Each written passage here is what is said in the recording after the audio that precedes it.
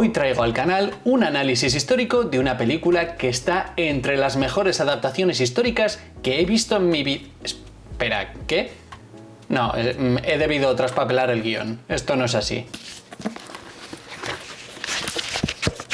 Napoleón, la película de Ridley Scott que supuestamente aborda la vida del famoso emperador francés. Fue bastante criticada no solo por su falta de rigor histórico, sino por su trama pobre y confusa, una mala cohesión y un desarrollo de los personajes tan profundo como las reflexiones de un bivalvo.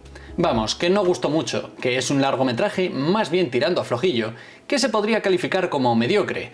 O más bien que es una soberana un despropósito, vamos. En cuanto a ficción, no funciona, pero en cuanto a lo histórico, ni aborda bien la figura del emperador, ni sus relaciones con los demás, ni el contexto del momento, ni las batallas, ni nada en general. La película es tan mala que ni cumple para al menos despertar la curiosidad por el periodo napoleónico, o sea que no es una aproximación histórica, sino más bien un alejamiento. Pero si eres de los que quiere saber qué ha fallado en cuanto a rigor para con nuestro pasado y para con una de las figuras más importantes de la historia, y de paso aprender mucho sobre este señor francés, este vídeo es para ti. ¿Era Napoleón un acomplejado con mommy issues? ¿Su relación con Josefina se basaba en parecer dos monos en celo? ¿Están bien representadas las batallas que lo encumbraron como uno de los máximos estrategas militares de la historia de la humanidad? ¿Refleja bien el espíritu de la Revolución Francesa y el régimen del terror? ¿Es, como se dijo en Francia, una película antifrancesa? Y lo más importante, ¿realmente era bajito? Vamos con este documental sobre cómo no hacer las cosas cuando se trata de una película histórica.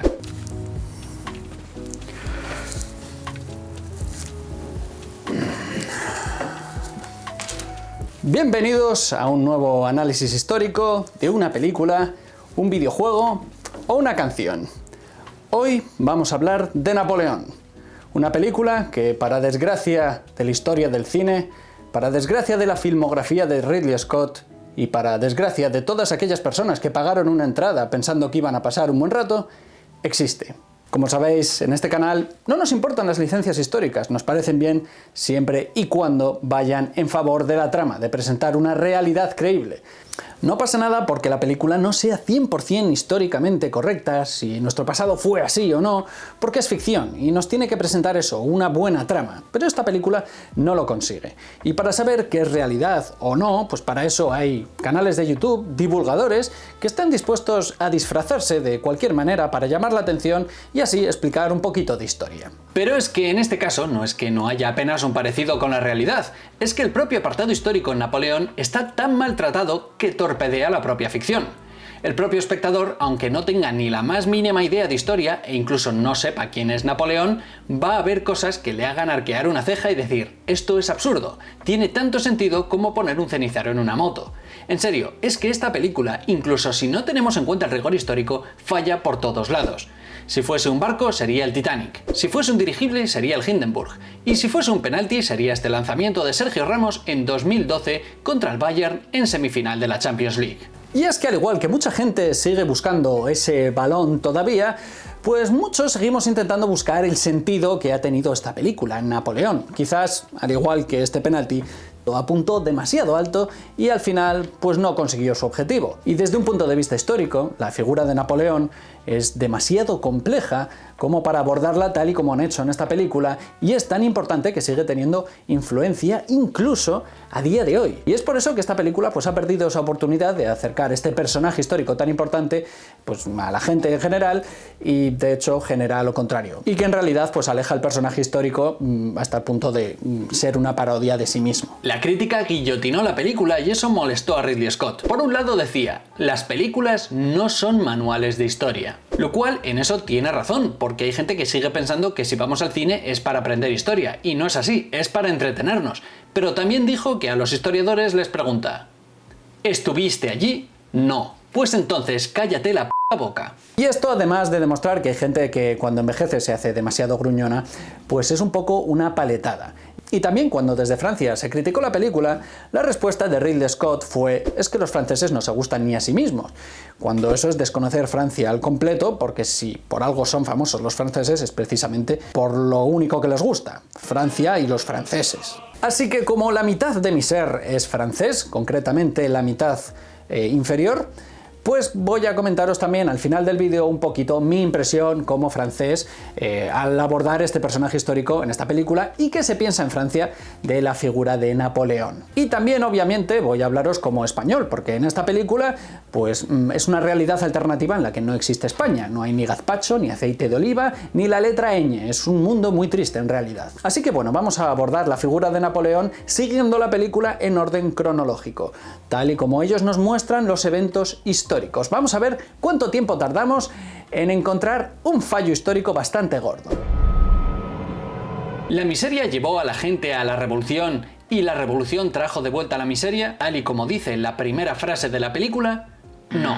Nos sitúan en 1789 y tras eso la primera frase de la película ya es una mentira bien gorda. Eso sí, con los colores de la bandera de Francia, que también está mal. Es verdad que el periodo histórico de la Revolución Francesa, pues desde el punto de vista económico, fue bastante inestable, pero sobre todo porque heredaron una situación que ya estaba bastante mal. Pero bueno, se amplificó. En 1794 la inflación era de un 3.500%. Una locura, no quiero ni imaginar lo que costaría llenar el depósito del coche en ese momento. Pero también es verdad que habían heredado un sistema terriblemente arcaico y terriblemente ineficiente también. Por ejemplo, seguían con el sistema de gremios, con despilfarros económicos y, por otra parte, impuestos altísimos. La intervención en la Guerra de Independencia estadounidense y la Guerra de los 7 años supuso un gasto de más del doble de los ingresos anuales de la corona. Todo ese dinero había que devolverlo, no era suyo, y eso condenó la economía del país por años. Y eso en parte también provocó la revolución. También dicen que hay hambrunas, pero es que para 1789, además de la desastrosa economía heredada, entre otras cosas llevaban una racha de inviernos muy fríos que aniquilaron las cosechas. Algo que pasó antes, durante la monarquía, y que también motivó la revolución. O sea que toda esa frase inicial, bueno, pues sí, queda muy bien, parece una frase muy ingeniosa, pero obvian eso, habían heredado un desastre económico absoluto y total, y parece que plantean que si la economía no iba bien era porque no querían. Y sí, esto es como un político cuando llega al poder y dice, no es mi culpa, es que lo que había antes era terrible. Pero es que en este caso, bueno, pues es que era así. ¿Fue la ejecución de María Antonieta tal y como vemos? No. La película nos sitúa en el texto inicial en 1789, es decir, al inicio de la Revolución Francesa. Y lo primero que vemos es a María Antonieta de Austria, la esposa de Luis XVI de Francia, de camino a la guillotina. En realidad sale primero con sus dos hijos, María Teresa y el futuro Luis XVII, que se sabe que son ellos porque sus otros dos hijos murieron antes. Pero como no se les vuelve a mencionar en la película, pues nos olvidamos de ellos. Porque esa es otra, en esta película los personajes históricos entran y salen a mansalva, no te enteras, aparecen, desaparecen. De verdad, es una presentación de entrar y salir a discreción gente supuestamente famosa que no sabes quiénes son y de repente desaparecen como si una nave alienígena los hubiese abducido y no les vuelves a ver. Pero bueno, la cosa es que ella ya sale con el pelo blanco. Y es verdad que su pelo blanco es muy característico por una condición médica llamada canicie súbita, que es que el pelo se te queda blanco de un día para otro, de golpe. Esto es lo que le pasó a ella, y por eso esta afección también es llamada síndrome de María Antonieta. No se tiene muy claro por qué pasa, aunque se ha relacionado con padecer una situación de estrés extremo. Y es que ella, bueno, la mandaron a la prisión del Temple, y luego a la prisión de la Force, donde podía contemplar las preciosas calles de París, que eso está muy bien, pero también podía observar las matanzas de septiembre, donde se asesinó a más de 1000 prisioneros. Tras eso, condenaron a la guillotina al rey, su marido. Y eso, pues bueno, algo de estrés, de ansiedad, pues sí que debe provocar, un poco por lo menos. Tanto como para que una persona de 35 años en unos días se le quede el pelo blanco. Pero es que todo esto pasó a finales de 1792 y a principios de 1793, es decir, no como propone la película. Pero en el tráiler ponen que es 1793, con las típicas letras gordas de tráiler. Pero entonces, ¿en qué quedamos? ¿Me quedo con la fecha del tráiler o la de la película? Bueno, pues yo me he visto la película, no tengo por qué haber visto el tráiler y me quedo con la fecha que me dan en la película, que es 1789, cuando ella para entonces tenía el pelo castaño. Es que la ejecutaron 4 años más tarde. Y lo entiendo. Lo de menos es el color del pelo, y hasta me parece bien poner su pelo blanco si esta es una de las señas de identidad de este personaje. Pero es que tampoco. Está bien documentado que a los presos se les cortaba el pelo para facilitar el trabajo al verdugo, y según varias fuentes ella llevaba un gorro. Y ella va ahí con su larga melena blanca a cámara lenta, mientras por cierto le tiran comida cuando tan solo unos segundos antes nos han dicho en el texto introductorio que Francia tiene una enorme crisis económica y está pasando por hambrunas. O sea que la gente no puede comprar fruta, pero sí lanzarla al parecer. El hambre de Schrödinger. Pero es que además María Antonieta, como todos los reos de la época, ella, de camino al cadalso, pues vestía de blanco. Y ella llegó hasta los pies del patíbulo en ese carro que vemos al principio, pero aquí, bueno, pues nos ponen que quiere estirar las piernas.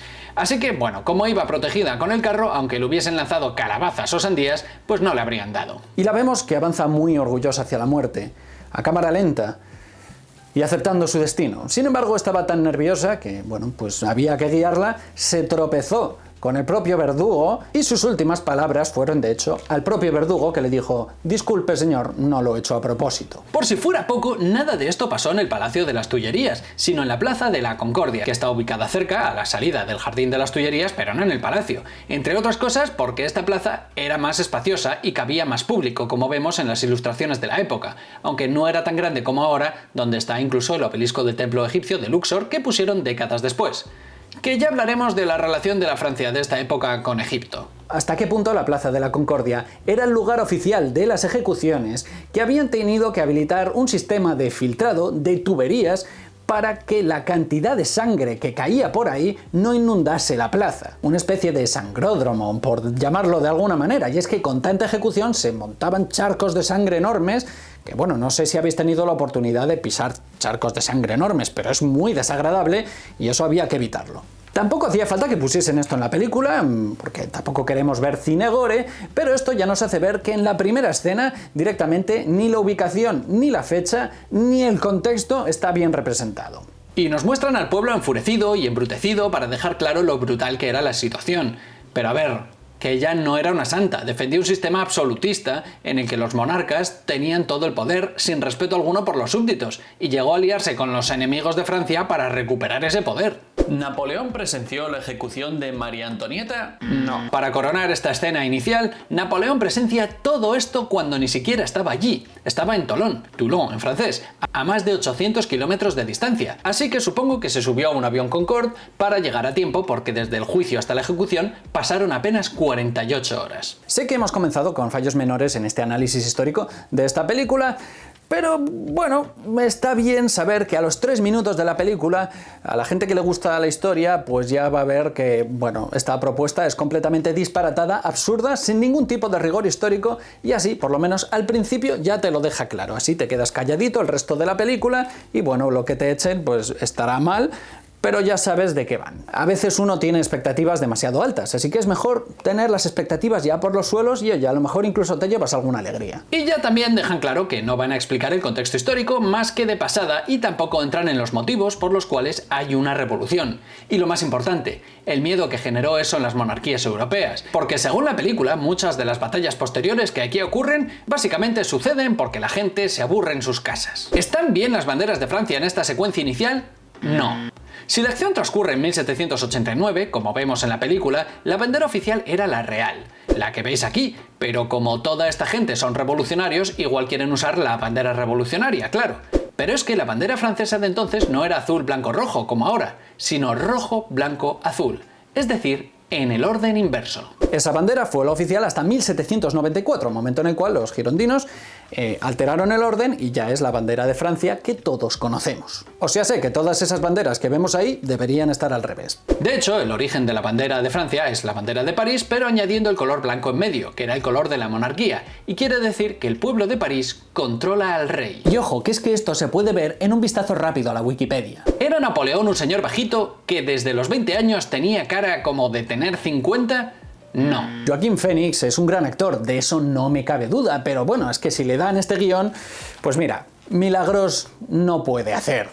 Y quizás pues deberían haber elegido otro actor, o quizás pues haber alterado su aspecto a lo largo de toda la película, pero es que ni lo uno ni lo otro. Es que Napoleón vivió 51 años y la película abarca desde que él tiene 24 hasta su muerte, o sea, más de la mitad de su vida, y no cambia nada. Claro, yo me pregunto, ¿eso qué es? ¿Que envejece muy rápido y mal porque con 20 años parece que tiene 50?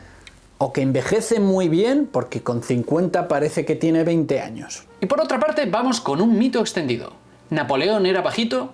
No. Se cree que medía 1,68, cuando la media de Francia entonces era 1,64, o sea que era más alto que la media. Probablemente entre las clases adineradas, pues bueno, sería más alto porque tendrían una mejor alimentación y llegarían todo lo alto que supuestamente su genética les permitiría. Pero aún así, él no era bajo para la época. Hay mucha gente que mide menos de 1,68. Y yo sé que entre la gente que está viendo este vídeo hay gente que mide menos de 1,68, así que no tenéis derecho a llamar bajito a Napoleón. Es posible que esta creencia salga porque sus guardias eran muy altos y en contraste, él parecía bajito. Como si un español se va a vivir a Suecia, pues todo el mundo parece muy alto y él muy bajo. O puede que simplemente fuese propaganda para ridiculizarle, pero es todo un mito. Y si montaba caballos pequeños, era por no ser un experto jinete, su formación era de artillero. Pero bueno, aquí da igual porque usa caballos enormes. Y probablemente la explicación que dan en la película, y esto ya es mi teoría, es que como en realidad la película va de Napoleón teniendo relaciones sexuales todo el día, no es que fuese bajito, es que le pesaban los huevos. Capture the fort that dominates the harbor, and you have the city. ¿Fue el asedio de Tolón como vemos en la película? No.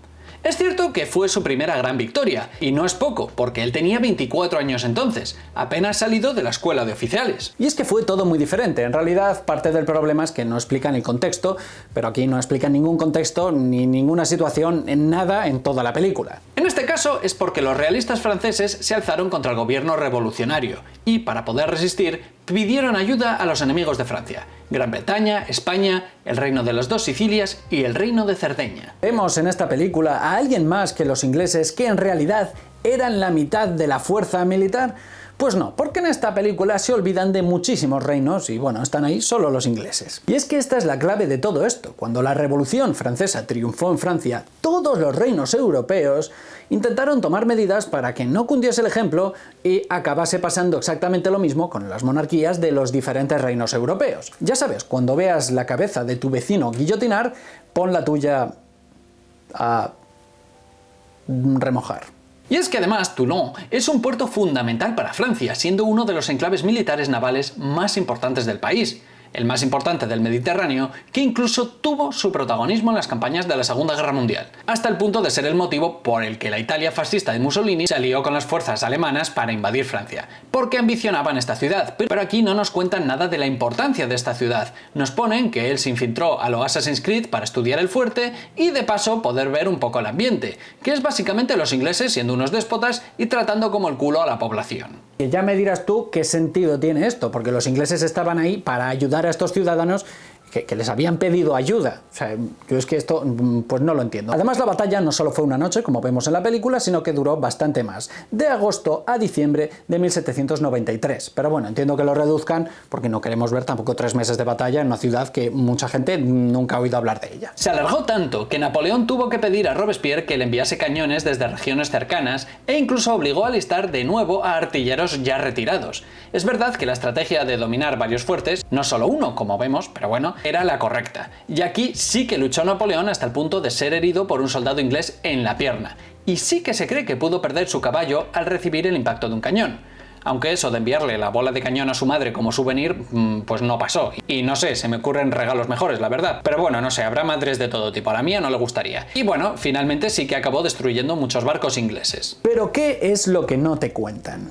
Que el número de fallecidos fue similar en ambos bandos, y que en su retirada tanto ingleses como españoles arrasaron y redujeron a cenizas la flota francesa anclada en el puerto, que era de un tamaño similar a la de sus enemigos. Pero es verdad, con el control de los fuertes lograron dominar la ciudad. Mercy for the villains. Mercy for the innocent. ¿Está bien representado el final de Robespierre? No. Cuando vemos a Robespierre por primera vez dice una de sus frases más famosas: indulgencia para los realistas, gritan ciertos hombres, piedad para los villanos. No, misericordia para los inocentes, misericordia para los débiles, misericordia para los desafortunados, misericordia para la humanidad. Esto lo dijo en mayo de 1794, o sea, varios meses después de la ejecución de María Antonieta y desde luego antes de que cuando le ejecutaron, o sea que no fue decir eso y dijeron, ah, lo que ha dicho, vamos a por él. No, lo que pasa en esta película, como intentan abordar bastante periodo histórico y condensarlo en muy poco tiempo, bueno, pues lo hacen todo muy rápido, pero no fue así. Posteriormente, Robespierre intenta suicidarse ahí mismo, pero saca pifia en la tirada y le sale mal, quedando mal herido con un disparo en la mandíbula. Bien, como supondrás, no fue así, porque nada de lo que vemos en la película fue realmente así. La caída de Robespierre en realidad fue mucho más interesante y mucho más absurda. Su caída se la debemos a este señor, Joseph Fouché, un político muy amigo del régimen represivo del terror que actuó en varias campañas contra los realistas que querían la vuelta del rey, y muy activo también a la hora de tomar medidas descristianizadoras en Francia. Tan moderado era este señor que pasó a ser conocido como le mitrailleur de Lyon, el ametrallador de Lyon, porque él llegó ahí y dijo, pues mira, quiero matar gente a mansalva, y resulta que la guillotina me parece muy lento, así que vamos a ir fusilando de golpe y mira, nos ahorramos tiempo. Y es que la guillotina es un sistema que se estableció en aquellos años porque era más humanitario, ya que garantizaba una muerte más rápida y más igualitaria, porque antes solo los nobles tenían derecho a una muerte rápida, pero a la hora de matar a muchos hay que organizar colas, es un lío, y al final pierdes ahí toda la tarde, así que es más rápido fusilar, aunque más inhumano.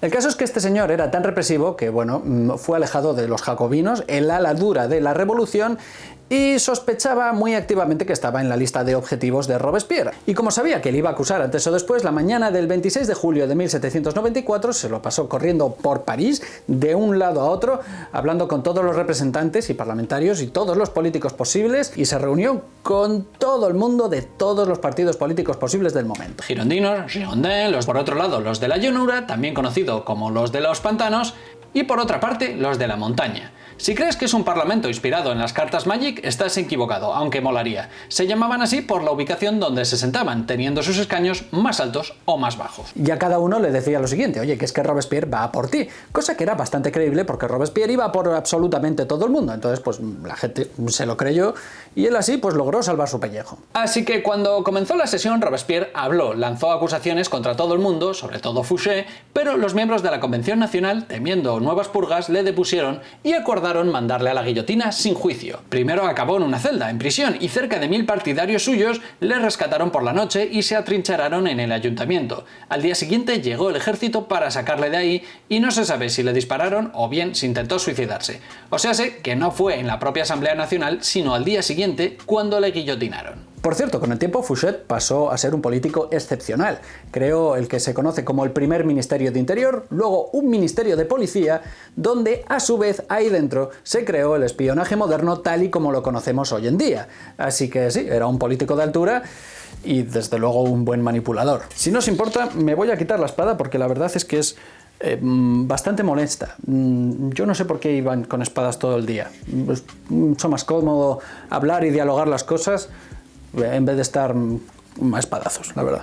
¿Era Napoleón una persona que no tenía nada que ver con Robespierre? No. Aunque el régimen del terror se relaciona solo con Robespierre, hubo mucha gente que participó. Napoleón fue un jacobino dedicado, defendía las medidas radicales y era amigo de Agustín Robespierre, hermano de Maximilien Robespierre, que es el que vemos en la película, y el famoso.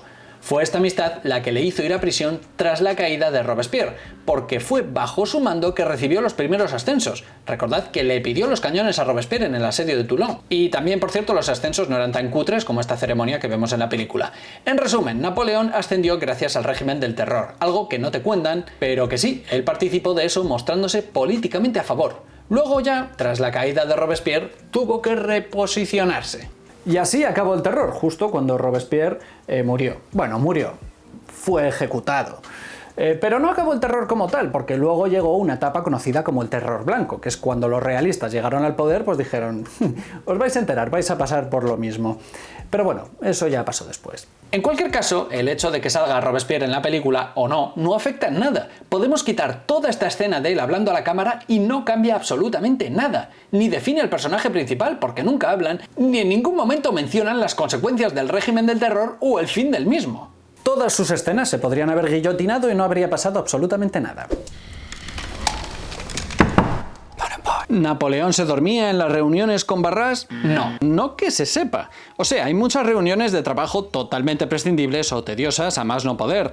Y aunque empatice con Napoleón, no entiendo por qué leches ponen esta escena en la película. Y es que esto no tiene ningún sentido narrativo, ni lo explican ni dan una justificación. Se sabe que Napoleón, al final, en la última etapa de su vida, dormía entre 4 o 5 horas al día y luego remontaba el día con siestas. ¿Por qué hacen esto? No lo sé. Tiene menos sentido que un payaso en un velatorio. I want you to say that I am the most important thing in the world. You are. ¿Era la relación de Josefina y Napoleón tan tóxica? No exactamente como vemos. Avanzamos un poco hasta que Napoleón y Josefina se conocen en una cena en la que él está mirando de forma creepy, rozando el acoso. Muy stalker. Lo cierto es que les presentó Barras, el revolucionario, que era un amigo en común, y que es este tío en la película que da reuniones soporíferas al parecer. El amor no surgió en ese momento, sino ya después, tal y como vemos en la película, con Eugène, el hijo de Josefina, pidiendo la espada de su padre que había sido ejecutado poco antes durante el terror. Por cierto, sí, el terror pues fue muy bestia, por algo se llama el terror. Se calcula que murieron unas 40.000 personas. Muchísimos eran inocentes, de eso no cabe duda. Otros se lo buscaron un poco.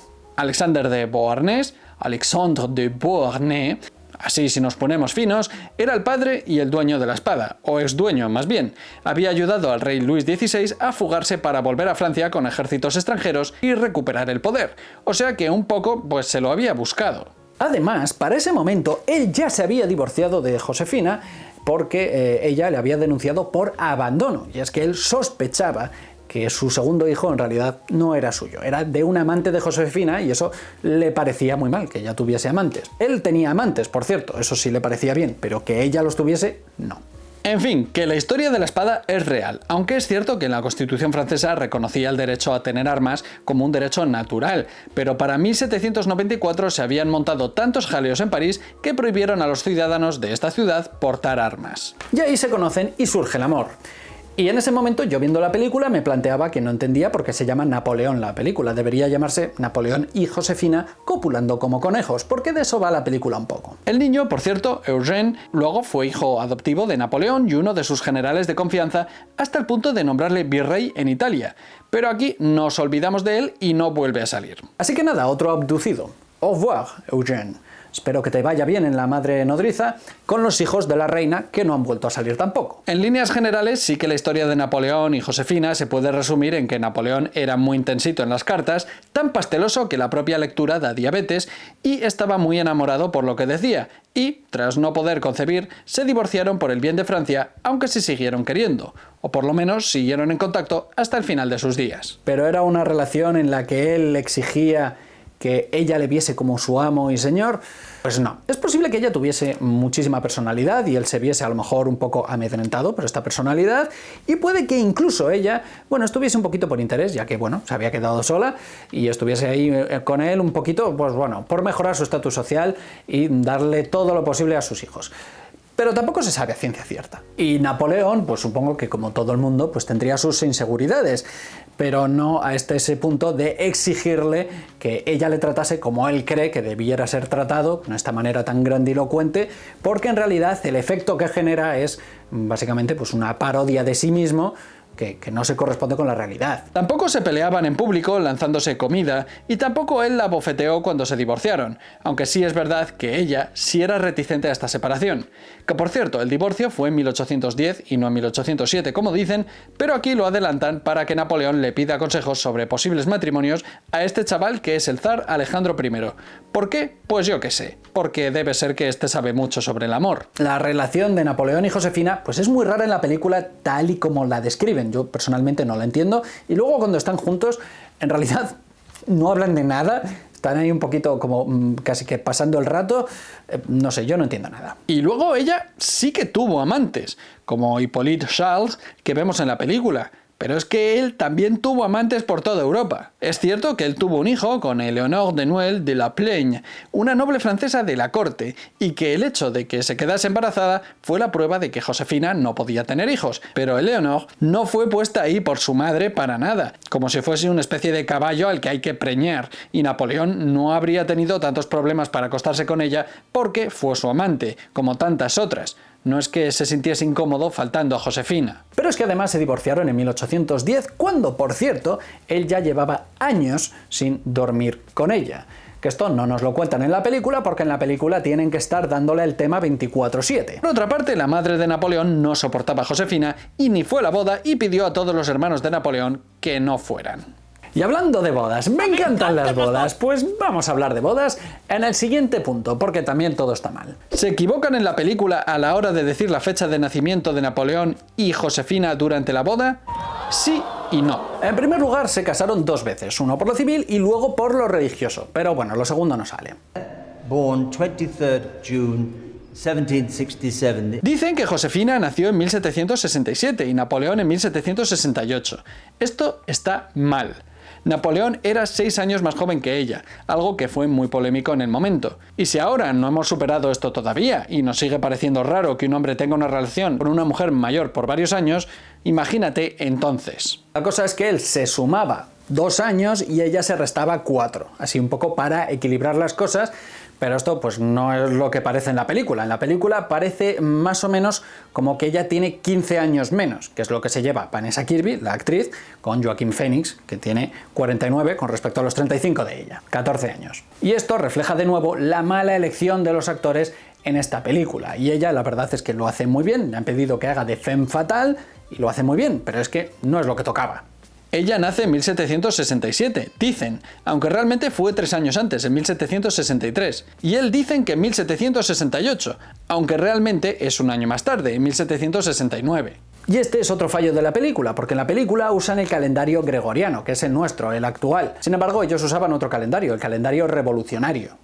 Tras la Revolución Francesa se impuso el calendario republicano, que eliminaba las referencias religiosas y además el año comenzaba el 22 de septiembre, coincidiendo con el equinoccio de otoño en el hemisferio norte. Bien, tanto en el calendario gregoriano que nosotros usamos como en el calendario revolucionario francés, Napoleón nació en 1769. ¿Por qué nos dicen que en 1768 en la película? No lo sé, no lo entiendo. Ni respetan su fecha de nacimiento original, ni la que supuestamente tendría cuando mentía. ¿Por qué no lo hacen bien? Porque aquí hacen todo mal. Este calendario duró 12 años, por cierto. El sistema de meses era totalmente diferente, ya que los nombres dependían de los fenómenos atmosféricos asociados a las estaciones, como mes de las brumas, mes de las lluvias, y también conceptos relacionados con las cosechas. Mesidor sería el mes de la cosecha, el que habría nacido Josefina, aunque diga en junio, y Fructidor, el mes de las frutas, el que habría nacido Napoleón, aunque diga en agosto. Y esto nos lleva precisamente a una batalla que sale en esta película y que recibe el nombre precisamente de uno de estos meses. ¿Está bien representada la batalla de Vendimiaire? Más bien no. La llamada insurrección realista del 13 vendimiario del año 4 de la República Francesa, que vaya nombrecito, sí fue una rebelión de realistas parisinos que buscaban la restauración de la monarquía francesa. Enfrentó a 25.000 realistas contra Napoleón y Barras, el aburrido este que os he dicho que le presentó Josefina. Ambos estaban al mando de 5.000 soldados y 40 cañones, o sea, en minoría. Tuvo lugar el 5 de octubre de 1795 y aquí sí que tiene sentido que dure pocos segundos, no como otras batallas.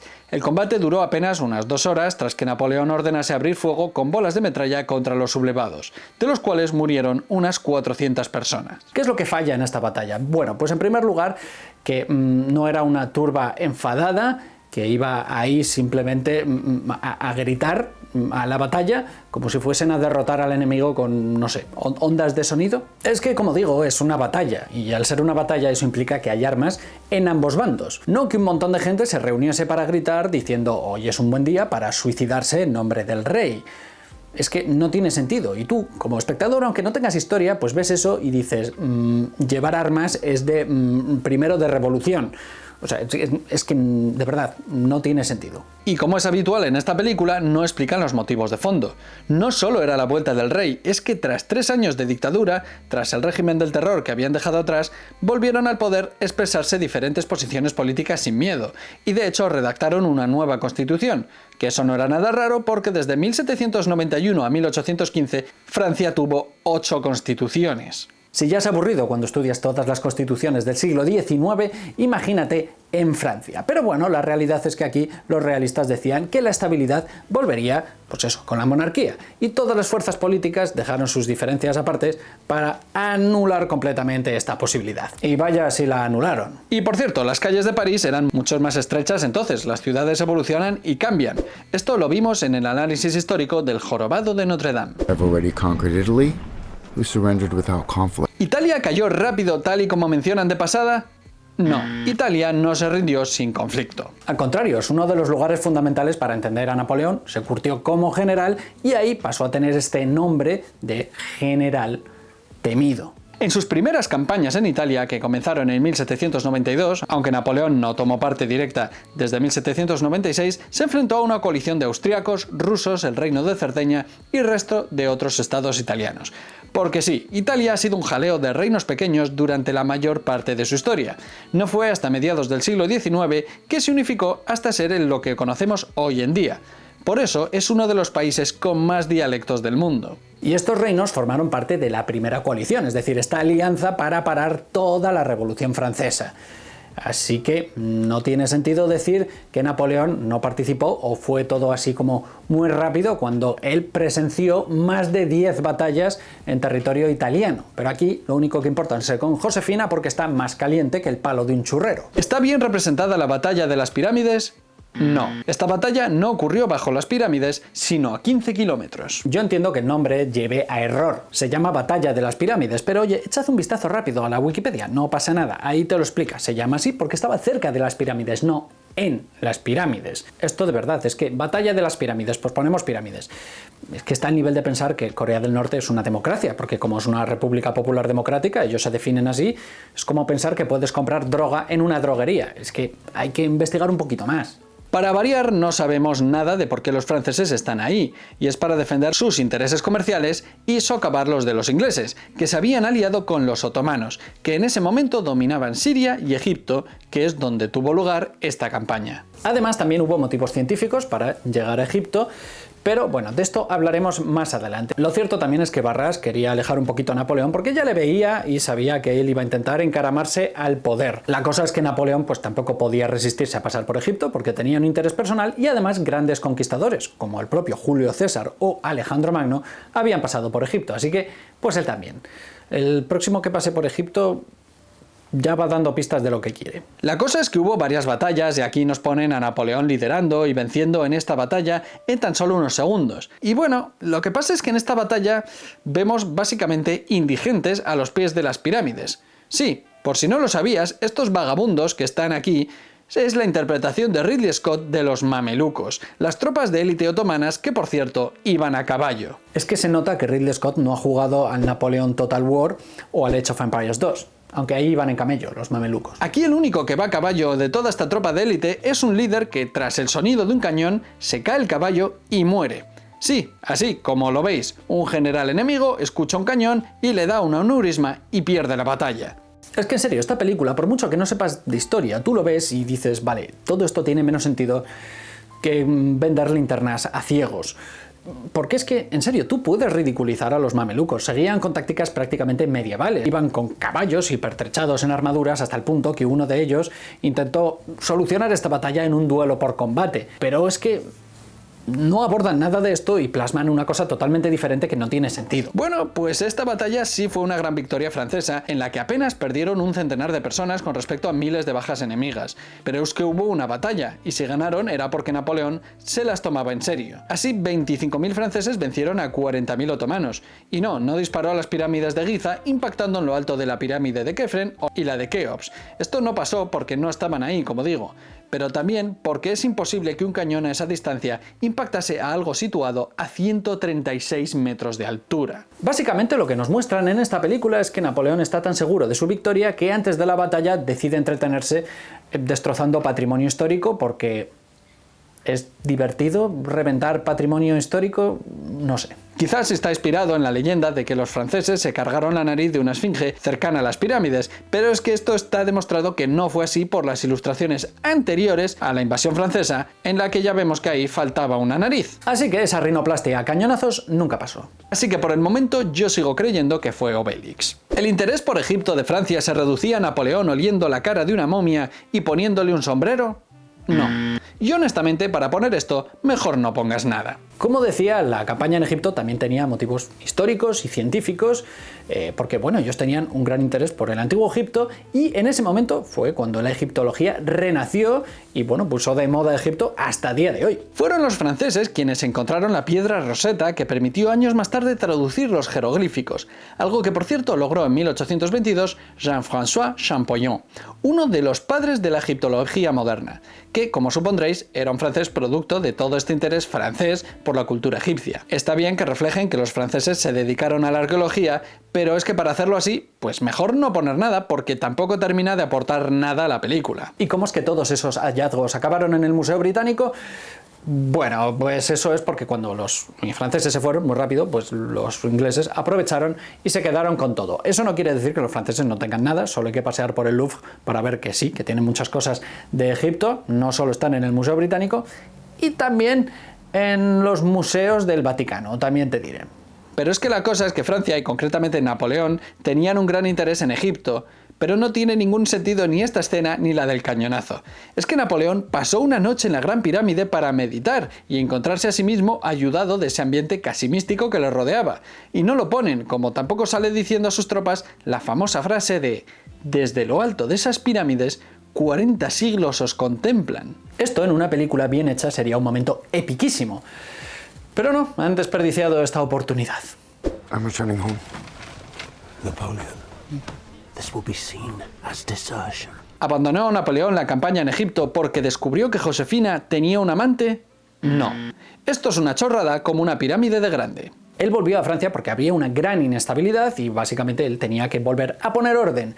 Y también es verdad que había un miedo a una segunda coalición. Además, Napoleón enfrentó desafíos como la derrota en la batalla del Nilo en 1798 por los británicos al mando del almirante Nelson, que arrasaron con la flota francesa demostrando su superioridad en el mar y cortando la línea de refuerzo y suministros. Así que Napoleón se volvió a casa y dejó a 30.000 soldados a su suerte bajo el mando de Jean-Baptiste Kléber, que trató de firmar la paz con los británicos, no le dejaron y tuvo que resistir él varias batallas antes de ser asesinado. Finalmente los supervivientes pudieron volver a casa 3 años más tarde. No vemos nada de esto, igual alargaría la película infinitamente, pero bueno, por si os picaba la curiosidad. Vemos que se marcha y ya está, todos los demás nos olvidamos de ellos y son abducidos. Como curiosidad decirte que según la saga de la momia, las tropas francesas quedaron atrapadas en un oasis oculto.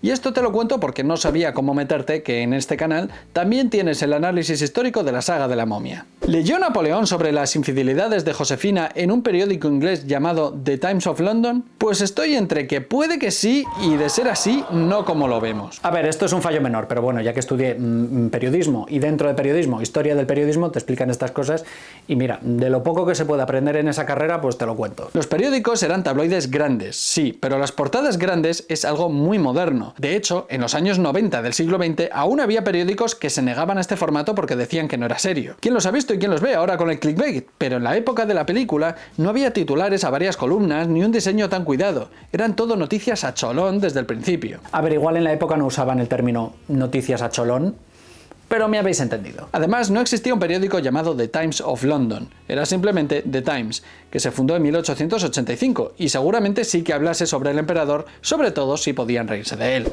I found the crown of France in the gutter. I picked it up with the tip of my sword. ¿Se coronó a sí mismo Napoleón? Sí. Fue en 1804, pero no sorprendió a nadie tal y como vemos. En la película, Ducos, Sieyès y Napoleón conforman un triunvirato con el apoyo del ejército. Lo que sí pasó con amenazas personales a diputados, aunque no sé si con esta escena que parece más bien paródica. Lo que no te cuentan es que esta sucesión de cónsules sería por orden alfabético. Y Napoleón, que era muy listo, pues veía que Ducos y Sieyès pues igual iban a entrar antes. Y entonces él dijo, bueno, yo no firmo como Napoleón, firmo como Bonaparte. Así que por eso él empezó primero y ya si eso pasaría el turno a los demás. Sí, la historia tiene estos pequeños detalles que parecen tontos y cambia todo. Y llegamos a la coronación, que me gusta mucho, que está inspirada en el famoso cuadro de La coronación de Napoleón, de Jacques-Louis David, al que incluso vemos en la película haciendo un boceto, lo cual sería el futuro cuadro. ¿Lo veis? También sé destacar cosas buenas. La cosa es que en ningún momento te explican que quienes vemos ahí oficiando la ceremonia es el Papa Pío VII, que fue un jaleo traerle hasta París y además convencerle de que cambiaba el rito romano por elementos nacionales franceses que incluían influencias del antiguo régimen, la revolución e incluso el pasado medieval de Carlomagno. Y sí, se puso la corona a sí mismo, pero francamente a estas alturas eso pues no le impresionó a nadie. Y por cierto, tampoco innovó en esto porque Carlos XII de Suecia el conocido Carolus Rex, hizo exactamente lo mismo en la Catedral de Estocolmo en 1697, o sea, más de un siglo antes. Y además, este fue más escandaloso porque se negó a jurar el pacto de fidelidad mutua con sus vasallos. Decía que lo de que ellos fuesen fieles a él, muy bien, pero que al revés, él no estaba dispuesto. Napoleón no hizo este discursito y además tampoco le ponen como ensalzándose a sí mismo porque necesita la aprobación de los demás que él cree que se merece. Dicho esto, entramos en el momento del Imperio francés. ¿Sale la batalla de Trafalgar? No. Y en la película no solo hay errores por lo que muestra, sino por lo que omite. Y es que esta película se olvida de muchas de las batallas más importantes de las guerras napoleónicas. La batalla de Trafalgar fue una de las más importantes del siglo XIX y de la historia. Ni se menciona. Durante la Tercera Coalición, franceses y españoles plantaron cara a los ingleses de Horatio Nelson en un plan de Napoleón de invadir Inglaterra. Pero esto se vio frustrado por la enorme victoria inglesa en el mar en 1805. Capturaron 2 decenas de barcos, incluidos el español Santísima Trinidad, también conocido como el Escorial, el barco más grande de la época y uno de los pocos con 4 líneas de cañones que haya existido jamás. Se hundió de camino a Inglaterra, pero para que veáis que fue una victoria británica sin igual. De ahí que en Londres, una de las plazas más famosas sea Trafalgar Square, con Nelson coronando el lugar en esta estatua en su honor, ya que murió en esta batalla. De hecho, por cierto, para conservar bien su cuerpo lo metieron en un barril de ron mientras navegaban a Inglaterra, un final un poco indigno para uno de los estrategas más importantes de Inglaterra y de la historia, que, por supuesto, ni mencionan. Aunque supongo que para un inglés estar enterrado en un barril lleno de alcohol no es nada indigno, sino un regalo. Y sí, ya sé que Napoleón no luchó en esta batalla, pero es que, no sé, quizás mencionarlo como se menciona de pasada otras cosas. Pero es que esto fue clave además para cambiar toda su estrategia con respecto a los ingleses. The European families think nothing more of you than a Corsican thug. ¿Usaban vocabulario moderno que no existía todavía? No, aunque entiendo que esto ya es ponerse muy quejica. A ver, y sé que es una película y no lo van a grabar en vocabulario de francés de principios del siglo XIX y finales del siglo XVIII. Yo entiendo que es una película, pero aún así hay películas como, no sé, Juego de Tronos, como Los Duelistas, como El Señor de los Anillos, que estas cosas las cuidan. O El Último Duelo de Ridley Scott también, que tampoco me llamó tanto la atención por esto. Y tenéis el análisis en el canal. Esta palabra tiene su origen en una organización india conocida como Zaghi, que fue una organización criminal desde la Edad Media hasta el siglo XIX. Robaban y asesinaban a viajeros, a menudo estrangulando y golpeando a sus víctimas hasta la muerte, en parte por su fe a la diosa Kalima. Se cree que llegaron a matar a más de 50.000 personas, pero con el dominio imperial británico de la India, los ingleses se cargaron a todos. Para la fecha de la película de Napoleón, Thug se usaba como palabra únicamente para un miembro de estas bandas o sectas indias y no fue hasta décadas más tarde que se usó como sinónimo de rufián, matón o despiadado. Y es que esta palabra tuvo que viajar desde la India hasta Inglaterra hasta luego popularizarse. Sé que este es un fallo tonto y estoy yendo al detalle, pero es que es para que veáis que es imposible hacer una película histórica sin incoherencias. Y aún así, hay quien quiere hacer cosas muy decentes en este sentido, como The Northman o El nombre de la rosa, que también analizamos en este canal. ¿Fue la batalla de Austerlitz tal y como vemos en la película? No. Acierta en que los enemigos de los franceses eran austriacos y rusos, y fue en diciembre de 1805. Había nieve, bosques y, bueno, llegaba a haber un lago helado por ahí. Todo lo demás es inventado. Hablemos de la batalla supuestamente en un lago helado. Se conoce también a este enfrentamiento como la batalla de los 3 emperadores, ya que también participaron Alejandro I de Rusia y Francisco I de Austria. Y es la gran victoria de Napoleón, donde aplastó a la Tercera Coalición en un lugar que hoy se llama Slavkov u Brna. No sé pronunciar esto, pero no se llama Austerlitz porque ya no es territorio austriaco, sino checo. Aquí, por supuesto, tampoco te mencionan los motivos de la batalla y tampoco te mencionan las consecuencias, como por ejemplo que la Tercera Coalición se fuese al garete y que el Sacro Imperio Romano Germánico, después de 1000 años, también. Otra consecuencia es que una de las estaciones de tren más famosas de París es la Gare d'Austerlitz, en honor a esta batalla, pero quizás esto no es tan importante. Uno de los aspectos más importantes de esta batalla es que Napoleón logró que sus enemigos hiciesen exactamente lo que él quería. ¿Vemos algo de esto en la batalla? ¿Lo entendemos así? No. De hecho, entendemos algo más bien poco. Y Y esto es una batalla muy documentada, que se sigue estudiando en los manuales de historia militar a día de hoy. Pero es a quien le importa, ¿verdad? En primer lugar porque sabiendo que eran inferiores en número, unos 70.000 franceses contra 80.000 aliados de la tercera coalición, Napoleón ya hizo movimientos diplomáticos para aparentar debilidad antes de la batalla. Y luego, aprovechándose de elementos naturales como la niebla, logró ocultar parte de sus tropas que saldrían al ataque tras que el grueso, que ya había aparentado debilidad y perdió efectivos en un flanco, se retirase. Además, posicionó a sus tropas detrás de zonas elevadas, dando a entender a sus enemigos que eran muchos menos y estaban en desventaja.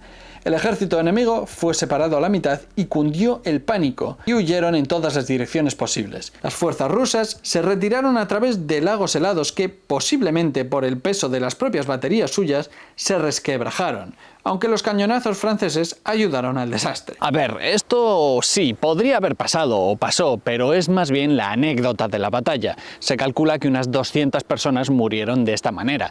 De las 15.000 bajas totales que tuvo la tercera coalición, tan solo 200 en un lago apartado cuando estaban huyendo murieron así. O sea, es que no tiene mucho sentido decir que toda la batalla fue así. Napoleón en sus cartas hablaba de 2.000 personas, pero no hay evidencia histórica de que hayan sido tantas personas.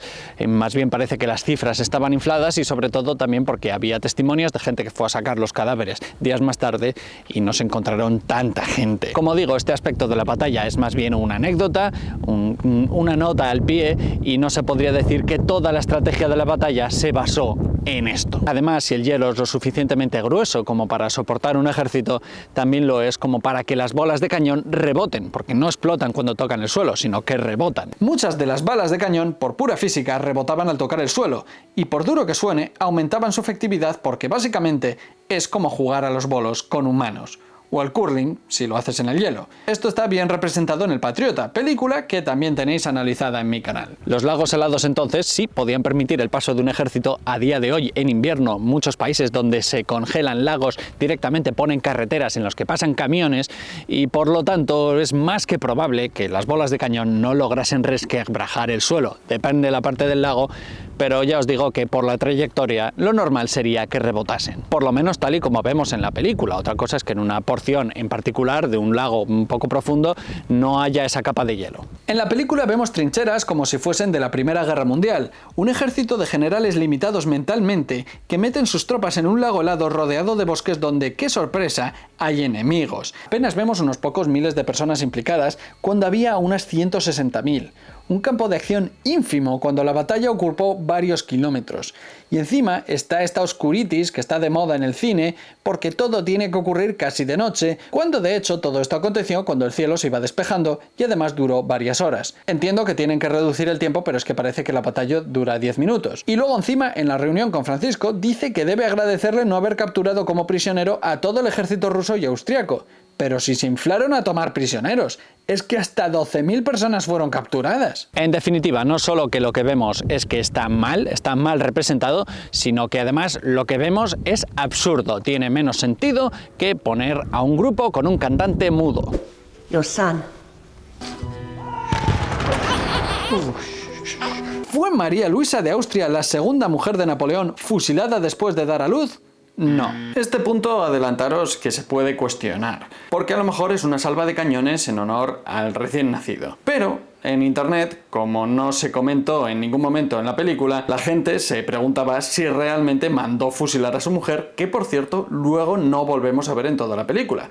Así que es por eso que mucha gente esto le descuadra un poco. Así que por si acaso lo aclaramos. Puede ser una cosa o la otra teniendo en cuenta cómo es esta película. En la película se sugiere que, tras conseguir su preciado descendiente, Napoleón no necesita más a su mujer y por tanto, cuando conoce a su hijo, de fondo se oye un batallón de fusilamiento. Y esto es más absurdo que darle un premio Nobel de la Paz a Hitler, por ejemplo. Entre otras cosas porque lo suyo es tener varios herederos, no sea que, bueno, pues el primero falle, por decirlo de alguna manera, y por otra parte, ella le sobrevivió a él por 25 años y acabó muriendo en 1847. Además, ella nunca quiso casarse con él, pero cumplió con su deber impuesto por Austria para garantizar la alianza, por lo que deshacerse de ella habría sido un jaleo diplomático brutal, cuando no el motivo de una nueva guerra. En serio, es que esto es absurdo. Y si no la estaban fusilando a ella, ¿por qué escuchamos un fusilamiento de fondo? ¿Es porque el relajante sonido de los fusiles ejecutando gente ayuda a los bebés a dormirse. Mira, este truco no me lo sabía, me habría gustado saberlo a tiempo. Así que sí, además de ególatra, autista, destructor de patrimonio, un maníaco desquiciado con tendencias asesinas. Fíjate tú, cuando ella iba a dar a luz, ya se supo que iba a ser un parto muy complicado y hubo que usar forceps, se alargó todo, pero Napoleón en sus memorias dijo lo siguiente. Se había convencido a sí misma de que debía sacrificar su vida para salvarla del niño, pero yo había dado órdenes en sentido contrario. Es decir, ella decía que había que salvarla a ella antes que al propio hijo. Entre otras cosas porque, oye, puestos a tener un heredero, bueno, pues mejor intentarlo con ella, que veían que podía, a lo mejor en futuras ocasiones, si esta fallaba. No tiene sentido matarla a ella. Es que no había ninguna necesidad de matar a María Luisa, sobre todo cuando aquí los personajes históricos desaparecen misteriosamente sin dar explicaciones. Pues uno más, ¿qué más va a dar? Además, nos ponen al hijo como el gran heredero, el niño por el cual Josefina ha sacrificado tanto, el futuro de Francia.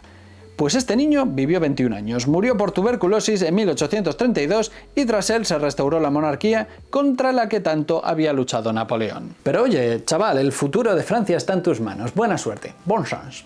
¿Firmaron Francia y Rusia un tratado de paz en Tilsit en 1807? Sí, pero no explican que esta paz estuvo motivada también por la batalla de Friedland, que aconteció ese mismo año derrotando así la Cuarta Coalición. Los rusos, que eran una fuerza de 84.000 hombres, perdieron la mitad de su ejército en esta batalla, y claro, eso les hizo tener que pensarse las cosas. Pues esto no te lo cuentan. Además, Alejandro I tenía tan solo 6 años menos que Napoleón. Poner a este actor, Edouard Philipponat, de 24 años, cuando se grabó la película, es decir, la mitad que Joaquín Phoenix, le hace parecer un poco niñato irresponsable cuando era un hombre adulto e igual de emperador. Combined forces of France, Austria, Italy, Germany and Poland. ¿Era Polonia un estado soberano independiente? No. Polonia es mencionada varias veces en la película, pero lo hacen mal. O sea, no es que pronuncien mal Polonia, que bueno, al menos a eso llegan, pero es que Polonia hasta 1795 formaba parte de la República de las Dos Naciones, o también llamada Mancomunidad de Polonia y Lituania, que fue una de las potencias europeas más grandes e importantes de la época. Tras eso quedó dividida, y sus territorios fueron repartidos entre los reinos vecinos, incluidos Rusia, Prusia y Austria. Durante su gobierno, Napoleón creó el Ducado de Varsovia en 1807, a partir de partes de los territorios ocupados por Prusia. Pero aquí, pues es Polonia, porque tienen esta teoría extraña, o este universo alternativo, realidad diferente, en la que los países de entonces en Europa son exactamente los mismos que ahora, respetando las mismas fronteras que ahora. Yo qué sé. ¿España y Portugal habían desaparecido misteriosamente de la Tierra y Napoleón nunca oyó hablar de estos lugares? No, salvo que la película nos presente un universo alternativo en el que no exista la península ibérica. O quizás es porque hay gente en Estados Unidos que cree que España está en México. No digo que tenga que salir España sí o sí, porque es mi país y tiene que salir. Sí, punto. No, yo digo que España llegó a ser clasificada como la úlcera española por parte de Napoleón, porque básicamente fue a partir de la derrota en España que tuvo que recalcular todas sus estrategias militares y sus planes para Europa. Sus conquistas se derribaron precisamente a partir de ahí. El mayor error que he cometido es la expedición a España.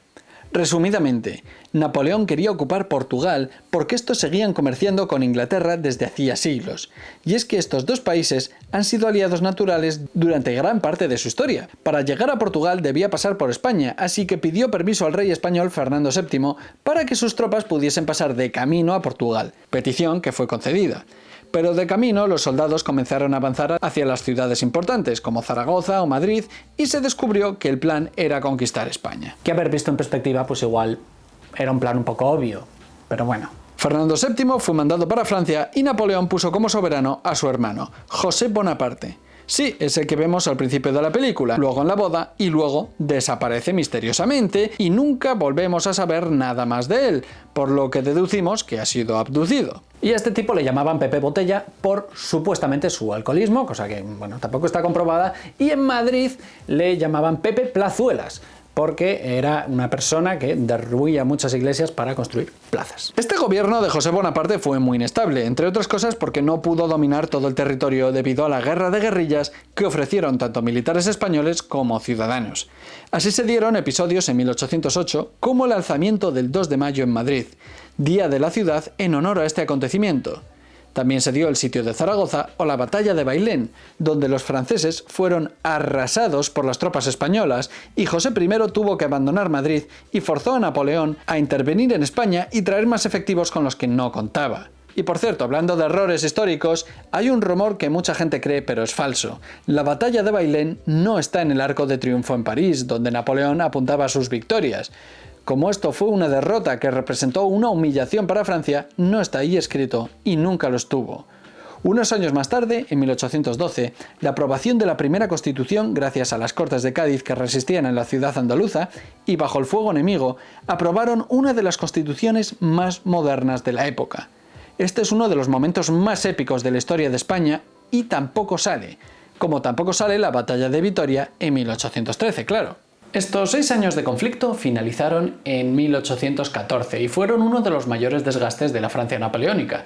Y aunque traían ideas muy modernas y reformadoras, también es cierto que hubo demasiados episodios en los que los soldados se propasaban con la población española. Hola, ¿qué tal? ¿Te está gustando el vídeo? Si has llegado hasta aquí es porque te está gustando, así que voy a intentar hacerte chantaje emocional y explicarte por qué tendrías que darle a like y suscribirte al canal, porque eso me ayuda mucho, me ayuda a crecer, me ayuda a que siga haciendo este tipo de contenido, pero no es solo por eso, sino porque ahí detrás hay cañones apuntándome y me están diciendo que si no te suscribes al canal van a intentar disparar para que el hielo de este lago quede totalmente destrozado y yo me ahogue y muera. Así que depende de ti que esto no pase. ¿Está bien representada la batalla de Borodino? Por supuesto que no.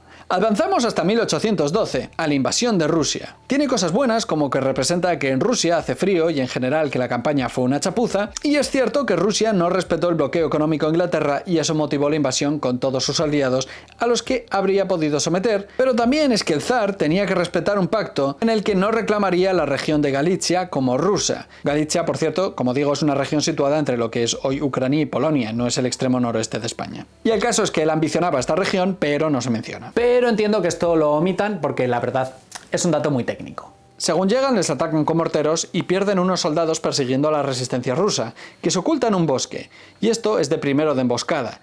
Te atacan, huyen al bosque, les persigues y te atacan más. ¿Tiene esto algún sentido narrativo en la película? No, pero lo ponen porque a lo mejor tenías la duda de, oye, ¿los cosacos sabrán usar morteros o no? Bueno, pues sí saben.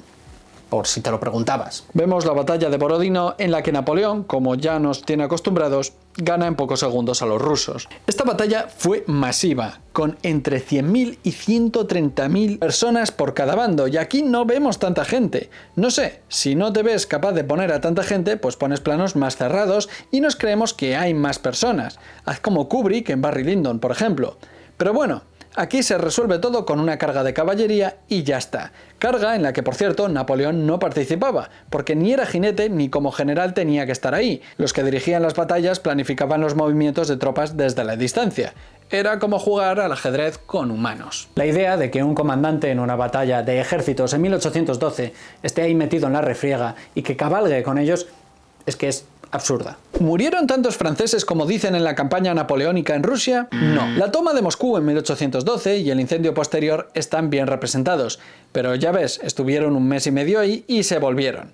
O sea que fue una conquista más absurda que invadir Rusia en invierno. Y sí, las terribles condiciones mermaron al ejército de Napoleón, y esta gran armada, la Grande Armée, quedó prácticamente destruida y presa de las enfermedades, hambrunas y el constante hostigamiento de los cosacos. ¿Cuántas vidas humanas costó esta aventura napoleónica? Bueno, pues se calcula que unas 400.000 personas participaron en esta campaña, de las cuales entre 120.000 y 150.000 pudieron volver a casa.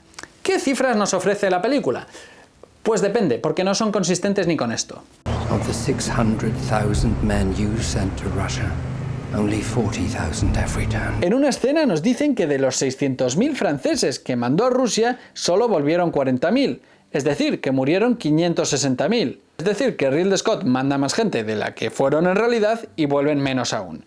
Pero es que al final de la película dice que la invasión de Rusia sumó un total de 460.000 muertos. O sea, es que no es coherente ni con la cifra que nos dan en la propia película antes en un diálogo, porque si murieron 560.000 franceses, tal y como dicen en este diálogo, ¿Cómo es posible que entre ambas facciones sumen 460.000 muertos como dicen al final? Igual es que, no sé, no cuentan muertos, prisioneros y desaparecidos, pero es que ni por esas, sumando todo esto, nos da unas cifras como nos ofrecen en la película. Es que no lo entiendo.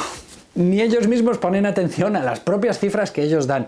Pero bueno, si te lo preguntas, se calcula que esta campaña murieron unas 600.000 personas en total, sumando civiles y militares de ambos bandos. Moscow is now only 200 miles away. ¿Medían las distancias en millas? No. Esto es más absurdo que un terraplanista trabajando en la NASA. Fue el propio Napoleón el que implantó el sistema decimal en Francia y de hecho en toda Europa, y desde 1795 se usaban metros y kilómetros. Yo me lío con el cambio de hora, así que imagínate si me cambian absolutamente todos mis sistemas de referencia. Sería un jaleo importantísimo, y no digo que tengan que poner todo este tipo de curiosidades, como que Napoleón implementó el sistema de poner números en los portales porque era mucho más sencillo aclararse así en las calles y el correo y todo. Todo esto no te lo tienen por qué contar, pero es que obvian su talante como administrador y como gestor. ¿Vemos la batalla de Leipzig en 1813? No. Aquí, como pasa con España o Polonia, deciden obviar una de las batallas más importantes del momento y de la historia.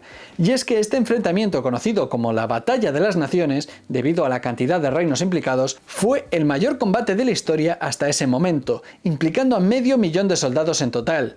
No se dieron batallas con esas cifras de número de personas hasta un siglo más tarde, en la Primera Guerra Mundial. Se libró en un área de 600 kilómetros cuadrados, duró 4 días y murieron 80.000 personas en total, y hasta 40.000 franceses fueron capturados. Fue una victoria decisiva de la Sexta Coalición que sentenció a Napoleón. De hecho, es que en esta batalla el rey de Suecia era Carlos XIV, un señor nacido en Francia que en realidad se llamaba Jean-Baptiste Rousse Bernadotte, que acabó siendo mariscal de Napoleón e incluso cuñado de su hermano, pero luego, tras ser elegido heredero de Suecia, dio la espalda al francés y se alió con sus enemigos. ¿Vemos algo de esto? No. Pero vamos, si no ponen que tras el fiasco de la invasión a Rusia, Napoleón participó en al menos 20 batallas, pues ¿para qué iban a poner esta trama tan interesante? ¿Fue Napoleón desterrado a la isla de Elba y volvió del destierro para ocupar de nuevo el poder? Sí, pero no como vemos. En la película, los franceses, al ver que la campaña del emperador en Rusia ha sido un fiasco, le hacen dimitir, pero no fue así. Fue que las fuerzas de la Sexta Coalición lograron entrar en París en 1814 y ya tenían que deponer a Napoleón. Este tío de ahí me lo quitáis de una puñetera vez porque nos hemos aliado 6 veces para quitarlo, así que ya sabéis. Ya en Elba, un año más tarde, Napoleón notó que llevaba demasiado tiempo lejos del poder y que Francia le necesitaba. Así que sí, volvió para ocupar su puesto como emperador. Estos son los famosos 100 días de Napoleón. En la película lo hace porque ha leído en un periódico que Josefina está teniendo un romance con Alejandro I, el emperador ruso. O sea que de nuevo toma decisiones políticas en base a los amentes de Josefina, lo cual no fue así. Además que en la película tampoco explican qué leches hace el emperador visitando a Josefina, pero era precisamente por eso, porque la Sexta Coalición había llegado hasta Francia y él aprovechó para conocerla, y puede que sí fuesen amantes, pero no se sabe. Lo que sabemos es que se veían a menudo y que él le daba regalos muy caros. Y aquí él le da un ramo de flores, no se esfuerza mucho. Pero bueno, según la película, este es el motivo por el cual Napoleón decide volver. Esta vuelta a París no comenzó con un secuestro de un barco para escapar de Elba, esta isla mediterránea ahora italiana. Simplemente habló con el capitán del barco Inconstant y le convenció para unirse a su causa. Ya está, una conversación y ya está. Una cosa que ponen bien es la bandera de Elba, eso sí, que es así precisamente porque a su llegada a la isla Napoleón dijo que esa sería la enseña del lugar. ¿Por qué un fondo blanco con una franja diagonal con abejas de oro? Esto no se sabe, es una curiosidad y sigue siendo objeto de debate a día de hoy entre los historiadores. Es una curiosidad que al menos han puesto bien. ¿Algo han hecho bien? ¿Lo veis? Si es que, insisto, sé destacar cosas buenas, las pocas que hay. ¿Napoleón recuperó el poder sin disparar un solo tiro? Sí, pero no como vemos. Navegó con una pequeña fuerza de unos 600 partidarios y desembarcó en Francia el 1 de marzo de 1815. Y sí, a medida que avanzaba hacia París, lograba más adeptos, incluso entre oficiales que le habían repudiado. Es cierto que se plantó frente a las tropas realistas, retándoles a disparar a su emperador, y que éstas se unieron a sus filas. De hecho, en París aparecieron pintadas diciendo que cuantas más tropas enviaba el rey, más crecía el ejército de Napoleón. Pero bueno, como vemos, pues no tiene ningún sentido presentar tan pocas tropas para parar a Napoleón. En la película son apenas un grupo de gente de uno y otro bando cuando se trata del mismísimo Napoleón volviendo a tomar el poder de nuevo. Es que si lo piensas, pon por ejemplo a cualquier país del mundo en el que sepas que alguien va a dar un golpe de estado y va de camino al Parlamento o donde vive el presidente y va el gobierno que en ese momento está y deciden poner 200 personas para parar todo ese movimiento político y militar. No tiene sentido. Tú, como espectador, pues lo ves y dices, vale, esto es más absurdo que ponerle un casco a un piloto kamikaze. Es que, hasta en la película de Waterloo de 1970, esto queda representado muchísimo mejor, y me cuesta creer que para abordar este personaje histórico no mirasen nada de la filmografía al respecto, sobre todo la más famosa, que es esta Waterloo, y luego nos presentan de golpe al rey Luis XVIII y puff, desaparece porque va a ser destituido y no volvemos a saber de él, así que otro abducido más en esta película. ¿Murió Josefina como vemos en la película? No, aunque parecido. Sí es cierto que murió, eso sí que pasó y no sigue entre nosotros con más de 200 años. Y vale, sí, sé que esta aclaración sobra, pero yo es que de esta película ya me creo cualquier cosa. En fin, sí, ella murió el 29 de mayo de 1814. Pero no fue por difteria, como nos dice en la película, sino por neumonía, un resfriado que se curó mal y acabó con una Josefina de 50 años entonces. Y yo sé que este fallo histórico es una tontería, lo entiendo, pero tú me puedes decir, mira, es que te quejas por todo y mira, pues si no fue por esta enfermedad y esta otra, ¿qué más va a dar que lo pongan mal? Y yo digo, si realmente da lo mismo y no afecta en absolutamente nada a la trama, ¿qué más te va a dar ponerlo bien en vez de mal? Opuestos a ponerlo mal, sé más creativo, que se atragante con un croissant, con una baguette, eso es mucho más francés. ¿Cómo se enteró Napoleón? Pues aunque habían mantenido correspondencia desde su destierro en Elba, él se enteró aún estando ahí en la isla debido a la prensa. Esto no fue que, bueno, él, según llegase, sabiendo lo famosa que era Josefina, no se hubiese enterado de nada y alguien le dijese, ah, por cierto, Napoleón, una cosita, Josefina que la ha palmado, espero que no te afecte mucho y venga, vamos a otra cosa que hay un imperio aquí que manejar. Es que además, él estaba al tanto de la enfermedad de ella, de hecho se sabe que sí le afectó mucho y tras enterarse de su muerte, se encerró 2 días en una habitación y no quiso hablar con nadie. ¿Son correctas las banderas de la coalición con las que Napoleón planifica el campo de batalla? No. Ponen la bandera de Francia, la del Imperio Ruso, el Imperio Británico y luego la bandera moderna de Austria. O la anterior, depende. La bandera del Imperio Austriaco era esta, en amarillo y negro, por lo que esta habría sido la correcta. Aunque sí es cierto que la bandera de Austria existe desde el siglo XIII y puede que se usara para representar cualquier cosa de esa región, no es la correcta. Y honestamente, en esta película ponen todo mal y mantienen esa extraña teoría de que los países de hace siglos en Europa tenían las mismas fronteras y banderas que ahora, así que me inclino a pensar que lo han hecho mal porque pasaban de buscar la información correcta de entonces. ¿Está bien representada la batalla de Waterloo? Sí y no. En primer lugar, decir que Waterloo es la manera inglesa de pronunciarlo. En holandés, que sería como habría que pronunciarlo, se diría Waterloo, lo que demuestra una vez más que este idioma suena también como un choque de trenes y además es muy poco intuitivo. Es la batalla más grande de la película y como todo el mundo sabe, es la derrota definitiva de Napoleón, que ocurrió el 18 de junio de 1815.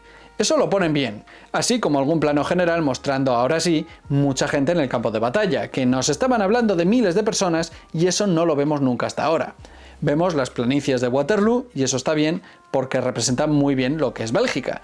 No por nada es conocido como el campo de batalla de Europa, porque debido a ser una zona de fácil acceso, con suelo fértil y en el eje económico del continente, Bélgica es el país donde han ocurrido más batallas a lo largo de toda la historia de Europa. ¿Significa esto que es un país devastado donde no hay nada? No. De hecho, por primera vez en la película vemos que es un campo de batalla extenso donde hay muchas cosas ocurriendo y donde hay mucha gente implicada. En la película se han olvidado de pequeñas villas distribuidas a lo largo de todo el campo de batalla, que era varios kilómetros de largo. Estamos hablando de Hougomont, La Haye-Sainte, Papelotte y La Haye. Me encanta además que en este lugar haya un lugar llamado Papelote, cuyos habitantes serían los papelotes. Y sí, vaya papelote les tocó porque resulta que es uno de los enclaves fundamentales de esta batalla, porque ahí tenían que resistir los envites de las tropas francesas. ¿Vemos esto en la película? Pues por supuesto que no, ya lo sabemos. Y esto es curioso, porque esta también es una de las batallas más estudiadas de la historia. No lo entiendo por qué no tratan de que se parezca un poco. Entiendo que tienen que simplificar, no puede durar horas, y la estrategia militar no tiene que resultar aburrida ni farragosa, porque el espectador quiere ver una película épica, como en Gladiador o La toma de Jerusalén, que también dirigió Ridley Scott. Así que por un lado tenemos a los franceses y por el otro el Reino Unido de Gran Bretaña e Irlanda entonces, apoyados por rusos, prusianos, pero también con más de aliados que se han olvidado de mencionar. Y es que esto era la séptima coalición, y si se llamaba coalición es porque era una coalición, no los mismos tres de siempre porque son los únicos que mencionan como si fuesen los únicos que existen. Hungría, España, Suecia, Países Bajos y un montón de reinos de la actual Italia y la actual Alemania. Es que hasta Montenegro estaba ahí. Eso parecía Eurovisión o una fiesta Erasmus. Con mis más sentidos respetos por Montenegro, no quiero faltarles al respeto, pero oye, no solo un país famoso por el rafting, sino también por su compromiso. Les pillaba un poco de desmano y para allá que fueron. Tenemos mucho que aprender de los montenegrinos.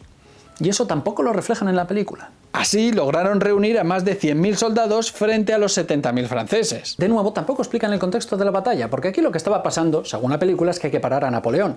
Pero no, lo que había que parar era la Revolución Francesa, los ideales de la Revolución Francesa que no se podían contagiar por toda Europa.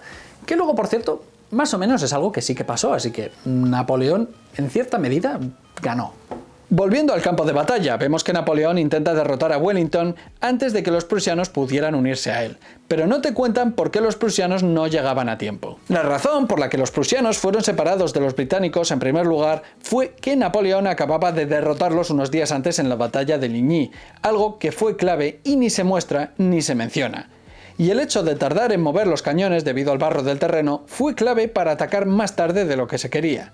Los ingleses resistieron y finalmente las tropas de von Blücher llegaron. Por cierto, llegaron desde el este y no desde el oeste como nos muestran, pero bueno, esto es lo de menos. Y este ataque pues fue muy efectivo, pero lo que fue determinante es que tras romper las líneas francesas, la unidad de élite de Napoleón, la llamada Vieja Guardia, fue presa del pánico y huyeron. Y ahí es el momento clave entre las tropas francesas, que vieron que estaban huyendo, dijeron la garde recule, sauf qui peut, que la guardia huye, que se salva quien puede. Y ahí fue ya cuando Wellington decidió atacar y mandar un avance. Sobra decir que, como en las batallas anteriores, Napoleón nunca cargó en la batalla, ya que él dirigía el ejército desde la retaguardia. Un general al mando de todo este ejército, metido ahí en medio, es más absurdo que hacerse un selfie con un revólver.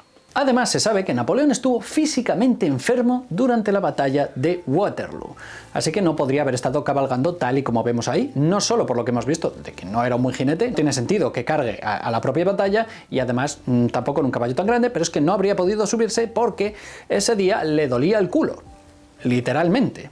Napoleón tenía hemorroides y es que además esa noche tuvo un ataque muy fuerte hasta el punto de que le provocó un pequeño prolapso. Estaba pensando en poneros una imagen de esto para que comprendáis la gravedad del asunto, pero creo que no queréis verlo, YouTube me lo censuraría y el Miguel del futuro que esté editando el vídeo va a agradecer no tener que ponerlo. Pero bueno, para que veáis que Napoleón era humano. Esto, además, se sabe que no se menciona en la película porque Scott dijo que sería una escena indigna de Napoleón, y creo que está feo decir que la gente con hemorroides no pueden tener dignidad. Si tienes hemorroides, no te sientas indigno. Es más, puedes llegar a ser emperador si tú te lo propones. Y a mí, bueno, pues me parece bien que no mencionen esto, porque no tendría sentido narrativo, no tiene ninguna justificación que no se hable de esto en toda la película y de repente nos lo pongan. Por cierto, este oficial que vemos aquí al lado de Napoleón es Michel Ney, mariscal del Imperio francés. Pues ya está, un personaje más que meten así como de golpe. Este personaje histórico es clave porque se cree que gracias a él pudo perderse esta batalla, porque las cargas de caballería que él dirigió fueron muy ineficaces. Estaba al cargo del flanco izquierdo y el muy noob confundió la evacuación de los heridos británicos con una retirada británica. Sus posteriores cargas de caballería fueron diezmadas por un enemigo que pensaba que estaba ya en retirada. Y luego, cuando logró tomar la Haie-Sainte, no recibió el apoyo con el que creía que contaba. Pero bueno, tras esto pues no volvemos a saber absolutamente nada de él. Otra persona que desaparece, otro personaje histórico que nos lo mencionan y ala, adiós, a la nave nodriza, abducido. Pero bueno, lo que pasó es que volvió y ya durante la restauración le acusaron de traición y lo fusilaron. Por otra parte, John Hollingworth, el actor que le interpreta, confesó públicamente que Ridley Scott le dijo que se dejase bigote porque era lo típico en la época, a sabiendas de que para nada el aspecto que tenía Ney en la realidad era así, que era a lo que propuso parecerse el propio actor. Pero es que ni en esto quisieron acercarse. En sus propias palabras: desde el momento en que Ridley Scott me exigió que luciera un bigote gigante en lugar del distintivo cabello rojo del verdadero Ney, supe que esta no era una película biográfica cualquiera. O sea, ya en el propio rodaje de la película de Napoleón la gente sabía que se iban a pasar la historia por donde no luce el sol. Pero bueno, ahí está esta batalla. En definitiva, refleja sí la derrota de Napoleón y que Wellington había ganado y estaba muy contento por quitarse a Napoleón del medio, y escribirían canciones sobre su victoria y en el futuro canciones muy famosas, aunque quizás no la que esperaba. ¿Había francotiradores en Waterloo? No. De hecho, es que ni había francotiradores entonces. Es cierto que el fusil Baker era más preciso que el mosquete clásico, que de hecho no era muy difícil porque el mosquete fallaba más que una escopeta de feria. Por eso las batallas eran así, acercándose en grupos grandes y, por estadística, pues a alguien le tocaría. Pero la mira telescópica, tal y como la vemos, parecida a la de un francotirador moderno, para estas armas se inventó décadas después y difícilmente podría llegar tan lejos. Creo que esto está inspirado en el famoso disparo de Plunkett, un soldado irlandés que sirvió en el 95 Regimiento de Fusileros Británicos durante las guerras napoleónicas, concretamente en 1809, durante la Guerra de Independencia Española. Durante la batalla de Cacabelos, cuando los británicos se retiraban hacia A Coruña, acosados por las tropas de Napoleón, mató de un impresionante disparo al general francés François-Auguste Marie-François Colbert. El blanco estaba situado a algo más de 600 metros. Y por cierto, Plunkett también luchó en la batalla de Waterloo, donde salió herido, pero no estaba disparando al emperador.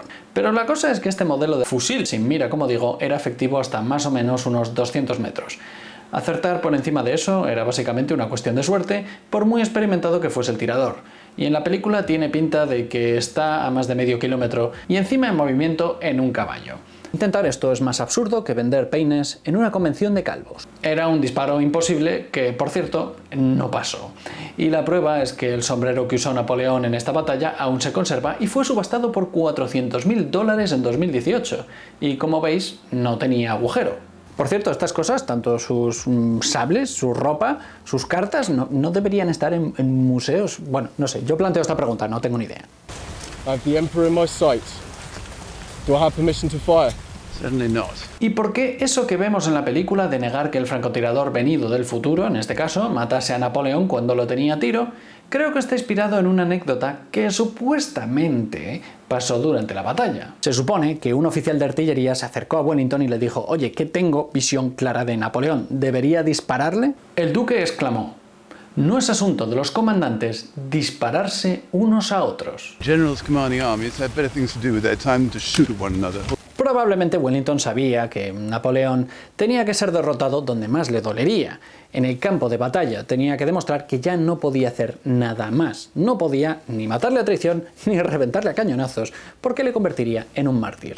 Tenía que sacarle del juego. Form along the borders of France and Belgium. ¿Existía Bélgica entonces? No. El duque de Wellington habla de crear un ejército a lo largo de fronteras de Francia y Bélgica, pero no tengo claro a qué se refiere, porque para entonces Bélgica era parte de los Países Bajos y no se independizaron hasta 1830, o sea, 15 años más tarde. Supongo que dicen que Waterloo está en Bélgica para que sepamos dónde ubicar esta batalla en el momento de la película, pero es que es curioso, se pasan toda la película obviando países que sí existían entonces, naciones, y mencionan Bélgica, que no existía en el momento. Bélgica no existía como nación ni como reino en ese momento. ¿Están bien representadas las banderas de Francia en las batallas? Sí y no. Los colores están bien, pero las banderas de batalla francesas representadas en la película tienen una apariencia muy moderna. Además, los estandartes de esa época normalmente tenían honores o los nombres de regimientos cosidos. Y no vemos nada de esto. ¿Se rindió Napoleón tras Waterloo a los británicos a bordo del barco HMS Bellerophon? No. Tras la derrota de Waterloo el 12 de junio, él volvió a París y abdicó en favor de su hijo 10 días más tarde. Sin embargo, para el final de mes, supo que el ejército prusiano marchaba hacia París y tenían orden de capturarlo vivo o muerto. Así que huyó a la ciudad costera de Rochefort, que si por si te lo preguntas, no, el famoso queso viene del sur de Francia y no de ahí, por lo que es una ciudad con un olor normal. Ahí se encontró que los barcos británicos estaban bloqueando el puerto, por lo tanto no le quedaba otra salida. Por lo tanto ahí se entregó a los ingleses, pero no es que estuviese firmando una rendición, porque es que ya estaba firmada de antes. O sea, dan a entender que tras la batalla es capturado y llevado ese barco, pero no, pasó un mes entre medias y acabó en el HMS porque estaba huyendo de Francia dirección a Estados Unidos y le capturaron. ¿Conoció Wellington a Napoleón? No. Napoleón se entregó a los británicos a bordo de HMS Bellerophon, como hemos dicho, y ahí recibió muchos invitados, pero nunca conoció al duque de Wellington cara a cara en la vida real. De hecho, es que Wellington aseguró en sus memorias que nunca conoció personalmente a Napoleón, entre otras cosas porque durante la batalla de Waterloo es que ni llegó a verle. Era un día bastante oscuro, bastante lluvioso, era un día normal en Bélgica y entonces pues ni siquiera le llegó a divisar. En la película, Wellington le dice a Napoleón que algunos de los otros aliados querían fusilarlos. Esto es una referencia al mariscal Blücher, el comandante de las tropas prusianas en Jena, Ligny y Waterloo, que despreciaba a Napoleón. Nada de esto pasó así, pero bueno, a mí tampoco me parece mal que se lleguen a conocer porque al menos en la película te ponen un antagonista, que a nivel de trama y de narrativa pues tiene sentido tener un antagonista, algo que no conocemos en esta película hasta pasadas las 2 horas. ¿Era el barco HMS Bellerophon como vemos en la película? No. El His Majesty Ship Bellerophon era un barco más pequeño de tercera categoría, con 2 cubiertas y su mascarón de proa era un busto del héroe mitológico griego que lleva su mismo nombre, es decir, Beleforonte, aquel que logró domar al caballo alado Pegaso y matar a la quimera. Creo que se han inspirado en el famoso HMS Victory porque este sí es de 3 líneas de cañones y es el más famoso de la Armada Británica, entre otras cosas porque participó en la batalla de Trafalgar y, con 246 años de servicio, en 2024 por lo menos, es el buque de guerra más antiguo del mundo que aún forma parte de la flota oficial, aunque dudo que lo lleve en algún conflicto moderno, pero bueno. Y claro, Napoleón se merecía para esta película la más alta categoría y no un barco tan pequeño. Fíjate si Napoleón se merece lo mejor y lo más moderno que se ven tuberías de acero actuales, de hoy en día, en casi todas las tomas de este barco. And this breakfast? Now I know why you have such a successful navy. ¿Es la gastronomía inglesa digna de elogio? No. Todo el mundo sabe que la cocina inglesa no es buena, al menos si se cocina correctamente. Esto es posiblemente el fallo histórico más grave de la película.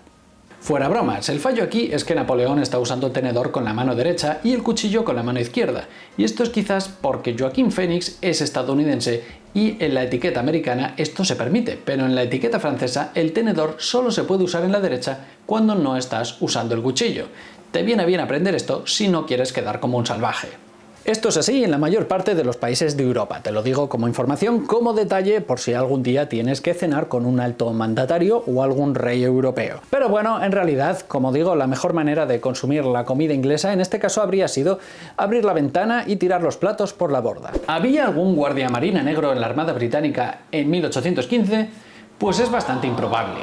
Hay casos documentados de guardiamarinas senegaleses, así como oficiales, pero era la excepción, sobre todo cuando el Reino Unido no abolió la esclavitud hasta 1865. Pero hubo casos y situaciones muy específicas debido a una necesidad concreta.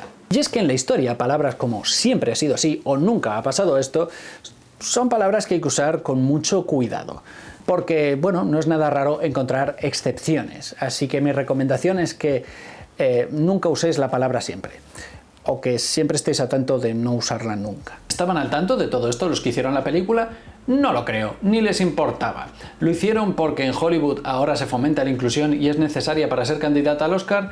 Honestamente, creo que en esta película les da igual todo y no han pensado nada. Y poner 30 segundos a este joven en pantalla no creo que afecte en absolutamente nada. Y desde luego, si creían que esta película era digna de cualquier Oscar, más allá de los apartados técnicos, es que no tenían ni puñetera idea de lo que estaban haciendo.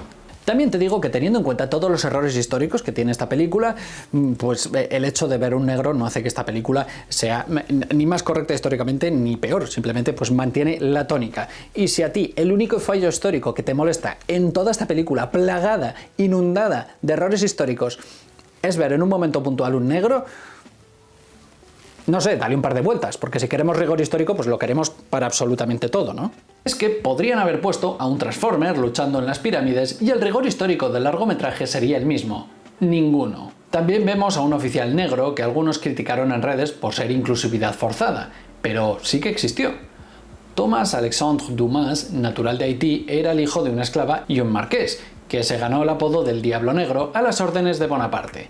Fue el primer oficial negro de la historia de Europa y estuvo a punto de ser condenado a la guillotina por criticar las ejecuciones masivas de Robespierre, pero tras su caída batalló al lado de Napoleón y por eso le vemos en Egipto. Luego, claro, como todos en esta película, desaparece sin más. Pero no fue abducido, él se quedó con las tropas francesas en Egipto, luego intentó volver a casa a través de Italia, fue capturado por los italianos, volvió a casa en 1801 y falleció en 1806. En la película tampoco muestran que acabó enemistado con Napoleón.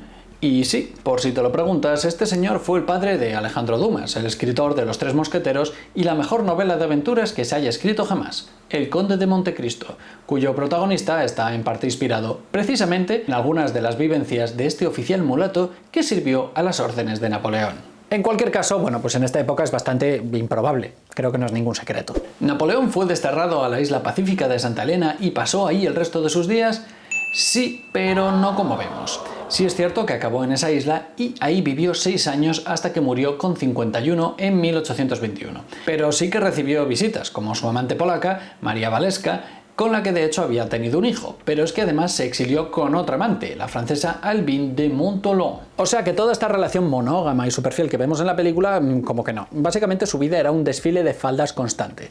Además, él en las cenas seguía exigiendo que se le tratase como emperador y mantener las formalidades de la corte como si él siguiese siendo el emperador. Y ahí, mientras escribía sus memorias, hizo correr el rumor de que le estaban tratando fatal, de tal manera que sus aliados protestarían por esto y sus adversarios políticos tendrían que justificarse, y esto llegó a debatirse también en el Parlamento británico. O sea que incluso desde un lugar remoto no paraba de molestar, pero aún así le dijeron que se quedara ahí de por vida, y ya desde 1819 su salud empeoró y vivió deprimido y aislado. ¿Era Napoleón una persona que tenía un problema raro con las moscas y se comportaba de manera extraña cuando veía alguno de estos insectos?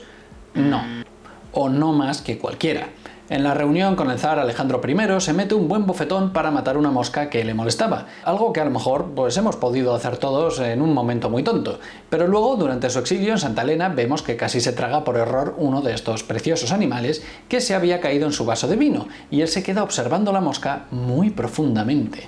Y claro, tú como espectador aquí pues a lo mejor piensas, creo que me están intentando contar algo muy profundo.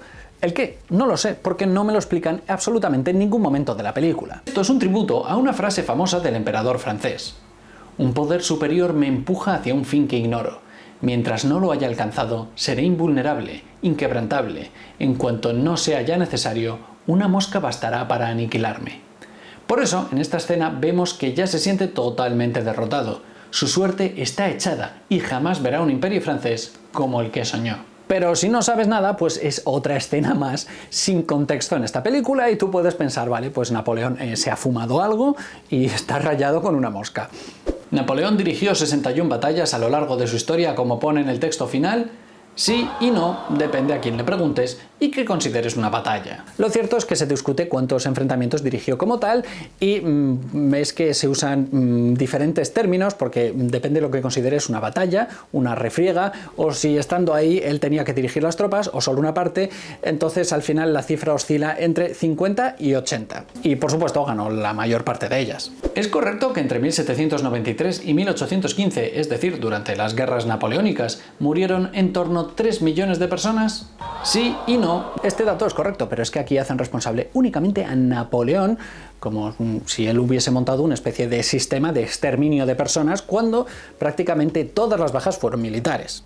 Y no está de más recordar que los reinos europeos se aliaron hasta 7 veces en contra de Napoleón, y no solo era para frenar sus ganas de expandir el imperio francés, sino para impedir que las ideas de la Revolución Francesa se contagiasen. Su meta desde el principio era derrocar a la República Francesa para establecer de nuevo una monarquía absolutista completamente anticuada, cosa que hicieron. Y no digo que Napoleón fuese un santo, ojo, pero encaramarle 3 millones de muertos a él, como si él fuese el único responsable, pues es sesgado y falsea la historia real y también quita responsabilidad a los propios ingleses. ¿Y por qué entre todas estas batallas que produjeron 3 millones de muertos solo destacan estas que no son ni siquiera en las que murieron más gente? Pues vaya usted a saber. Y no sé, yo tengo la impresión que este texto es un poco para decir, oh, mira cuánta gente murió por su culpa. Pero te ponen batallas random, algunas que ni vemos, y ordenadas sin ningún tipo de criterio ni sentido, ni por número de muertos, ni por fecha, ni por símbolo del zodiaco de los generales que las dirigieron, nada. Y a lo mejor me dices, pero es que no van a poner batallas que no han salido en la película. Pues ahí ponen la batalla de Marengo, que ocurrió en Italia y ni se menciona en la película. y no pasa nada. ¿Sus últimas palabras fueron Francia, ejército, Josefina? Se cree que sí, pero hay otras teorías. No se puede saber a ciencia cierta las últimas palabras de Napoleón porque, según los testigos, sus ayudantes y médicos también pudo haber dicho Francia, ejército, líder del ejército, Josefina. Está claro que quería dejar un gran legado y también se acordaba de su gran amor, pero bueno, sus últimas palabras, acorde con la película, podrían haber sido Josefina, un poquito más de Josefina, voy a ver si puedo acostarme con Josefina esta noche y ya si eso un poquito de Francia y de ejército. ¿Se aborda correctamente la dimensión política de Napoleón? No, ni les importa. Aquí no es una figura compleja, es un gañán. Él fue un dictador, alguien que restableció la esclavitud, alguien que comprendió la importancia de dominar la prensa y, aunque reconocía la libertad de la misma, luego la manipulaba a placer. Y era un ególatra con delirios de grandeza. Pero también era un político hábil, que bebía de los ideales ilustrados y de la Revolución Francesa. Reformó el sistema legal y administrativo, y hasta el punto de que es una gran inspiración para nuestro código penal y civil actual. También el código administrativo, procesal, creó los liceos e incluso, bueno, él usaba la religión de manera que beneficiase a la cohesión del Estado y tampoco reflejan esa dimensión. Era culto, leído y brillante en muchas facetas de su vida. Se rodeó de científicos, literatos y filósofos, por lo que no era simplemente un palurdo que sabía disparar bien venido a más. Su imperio fue en gran medida la base de los estados modernos y también una gran influencia en las independencias americanas. Pero no vemos nada de eso. Y es que un buen político no tiene que ser necesariamente aquel que gobierna mucho tiempo, sino aquel que logra que sus ideas y su manera de entender cómo hacer un país perdura en el tiempo. Y eso, a Napoleón, nos gusten sus ideas o no, hay que reconocérselo, que sí que tuvo ese calado incluso en nuestra sociedad actual. ¿Nos deja ver por qué Napoleón es un genio militar? No. En esta película, él no planifica las estrategias, se olvida de que es un gran estratega cuya mentalidad militar se sigue estudiando incluso a día de hoy en las academias. Él llega, ya le han preparado todo, alza la mano, se tapa los oídos, los cañones disparan y ala, a darle al tema con Josefina. Y si gana también es porque sus enemigos son cortos de mente. Es que en ningún momento sabemos por qué el ejército francés es el mejor, ni por qué su estructura funciona tan bien, o por qué tenía tanta gente debido a la enorme natalidad que tradicionalmente ha tenido Francia desde finales de la Edad Media. No se sabe nada de eso. Ni siquiera se le ve aprender y progresar militarmente, que esto, pues bueno, también forma parte de llegar a donde llegó. ¿Vino de la nada y lo conquistó todo como decía el cartel promocional de la película? No. Esto es marketing de Hollywood, donde les encanta la idea del sueño americano y que un hombre puede nacer en la pobreza y conseguir el éxito si se lo propone. Pero para conseguir el éxito, ayuda a que no vengas de la nada. Napoleón no era un verdadero don nadie, pues su familia eran nobles menores de Córcega, lo que proporcionó a Napoleón un trampolín suficiente para comenzar su carrera a final de la adolescencia. Ojo, no quiero quitar mérito a lo que hizo. Muchos en su situación no llegaron tan lejos, pero que no era alguien huérfano que se crió en una pocilga completamente de clase pobre y que en el colegio abusaban de él y se reían de él por ser el friki que jugaba a Dungeons and Dragons y a las Magics. Esta historia de superación barata nos la venden en Braveheart con William Wallace, obviando que es noble. En El Reino de los Cielos con Valiant de Evelyn, obviando que era noble también. Y ahora con Napoleón. Es muy raro llegar tan lejos viniendo de la nada. Ayuda mucho el hecho de haber sido noble. Y cuando digo noble, pues me refiero también a clase aburguesada con cierto dinero. Y no, tampoco conquistó todo. Le quedaba muchísima Europa por conquistar, no llegó ni a conquistar a los ingleses y si me apuras todo el mundo, pues se le quedaba muy lejos y ya pues no hablemos de la galaxia. Y ahora os voy a dar mi perspectiva como francés porque no cabe duda que Napoleón es todo un debate, pero especialmente en Francia es un debate nacional cómo afrontar esta figura. Tanto es así que hay muchas encuestas sobre el sentir social en relación con este personaje histórico entre los ciudadanos de Francia. El resumen es que un 34% tiene una visión positiva, otro 34% le da absolutamente igual el tema y un 21% tiene una visión negativa, predominando la visión positiva en hombres y gente de lo que tradicionalmente llamamos derechas, pero tampoco por mucha diferencia.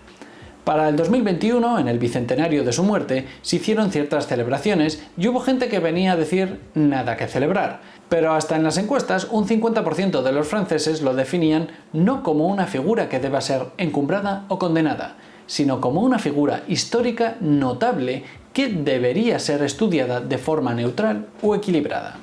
¿Y esto qué quiere decir? Bueno, pues yo creo que no se puede obviar todo su legado modernizador, pero también pues tenía esas ansias conquistadoras y se le podía considerar un dictador. Así, tal cual. Yo tengo la intuición de que quizás ahora está cambiando, pero sí es verdad que en general solo se ha destacado el aspecto positivo. No se habla tanto de sus conquistas, del trato que recibieron, por ejemplo, los españoles durante la conquista de España, y en general se obvia pues su aspecto autoritario o cosas como que restableció la esclavitud. Pero aún así, compararlo con Hitler o Stalin, tal como hizo Ridley Scott, es, permitidme la expresión, una meada fuera de tiesto. Sobre todo cuando en su época pues no fue alguien que especialmente propuso retrocesos, o lo que hoy consideraríamos retrocesos, y no tenía una actitud muy diferente a los demás en la época, en la mayoría de las cosas, más si tenemos en cuenta que la mayoría de las monarquías entonces lo que querían hacer era volver a lo que había antes. Aún así, si me preguntas a mí, creo que en Francia se ha tratado a Napoleón con demasiada amabilidad, hasta el punto de que se ha hecho marketing de todo tipo con el merchandising de su figura, y de hecho visitar su tumba en Los Inválidos en París es uno de los atractivos de la ciudad. Fíjate que se dice que Hitler, cuando fue a París, visitó precisamente este sitio, la tumba de Napoleón, y salió llorando del edificio diciendo que fue el momento más emocionante de su vida. Y bueno, a ver, yo he estado ahí y no es para tanto. Pero, por otra parte, también es verdad que Napoleón hizo prevalecer los valores revolucionarios que modernizaron la Europa del momento. En la película simplifican al Corso como un niñato que se enfurruña, obviando todo el aspecto político y dejándole como un patán, olvidándose de eso, y destacan solo sus sombras, y se inventan varias nuevas. No es desde luego ser justo, es quedarse en la historia sesgada escrita por los ingleses durante las guerras napoleónicas, algo completamente superado a día de hoy. La película no sabe abordar cómo es una figura como Napoleón. Nos guste o no, es uno de los personajes históricos más conocidos de Francia. Si tú preguntas a la gente franceses famosos, te hablarán de Zidane, de Mbappé y quizás de Juana de Arco y Vercingetorix, pero sobre todo también Napoleón. Y no lo representa nada bien. ¿Es una película antifrancesa? Pues yo no diría eso, la verdad. Diría que es una película anti-entretenida, lo cual es mucho peor. Y también, bueno, pues Francia tiene esta cosa que hay mucha gente, sobre todo en redes sociales, que es muy pesada y que si no estás hablando bien de Francia, resulta que estás hablando mal y tampoco es eso. En fin, la película es una oportunidad perdida. Quizás por lo ambicioso de querer abordar gran parte de su vida y por tanto es imposible hacer algo completo. Pero es que el ritmo es soporífero, la concatenación entre escenas es rara y despista, los saltos de tiempo no están vinculados con nada, la presentación de los conflictos y la evolución de los personajes brilla por su ausencia. Es un cóctel de escenas famosas con escenas de matrimonio, los secundarios van desapareciendo y como mucho empobrecen el guión. Y ya sé que una película no tiene que ser un documental, pero es que tampoco hace falta que sea lo contrario. Que es Napoleón, su vida ya ofrece mucho material para una buena trama, no hace falta inventarse nada. Es que esta película podría haberse llamado Mi tío Josefa el del pueblo y seguiría teniendo el mismo rigor histórico. ¿Y esto lo ha hecho el director de Alien, el de Gladiador o Blade Runner? Es que hasta me habría parecido bien que esta película fuese un crossover con todas esas películas, con un replicante luchando contra un alien en Austerlitz y Máximo Décimo Meridio tocando la gaita de fondo, ya que estamos. Tendría el mismo rigor histórico que cualquiera de las cosas que hemos visto en esta película. ¿Y sabes qué? David Scarpa, el guionista, también es el guionista de Gladiador 2. Esto va a ser muy gracioso. Y por cierto, la banda sonora. Oh mon Dieu. Si sigues el mundo de las bandas sonoras, conocerás una canción llamada Dawn, de la banda sonora original de la película Orgullo y Prejuicio de 2005, compuesta por Dario Marianelli. No es que yo sepa mucho de música de Hollywood, pero me gusta estar atento y esta es una banda sonora muy famosa. Orgullo y Prejuicio, de hecho, estuvo nominada a los Oscars precisamente por esta canción llamada Dawn, que es bastante famosa y resulta que... sí, te lo ponen aquí.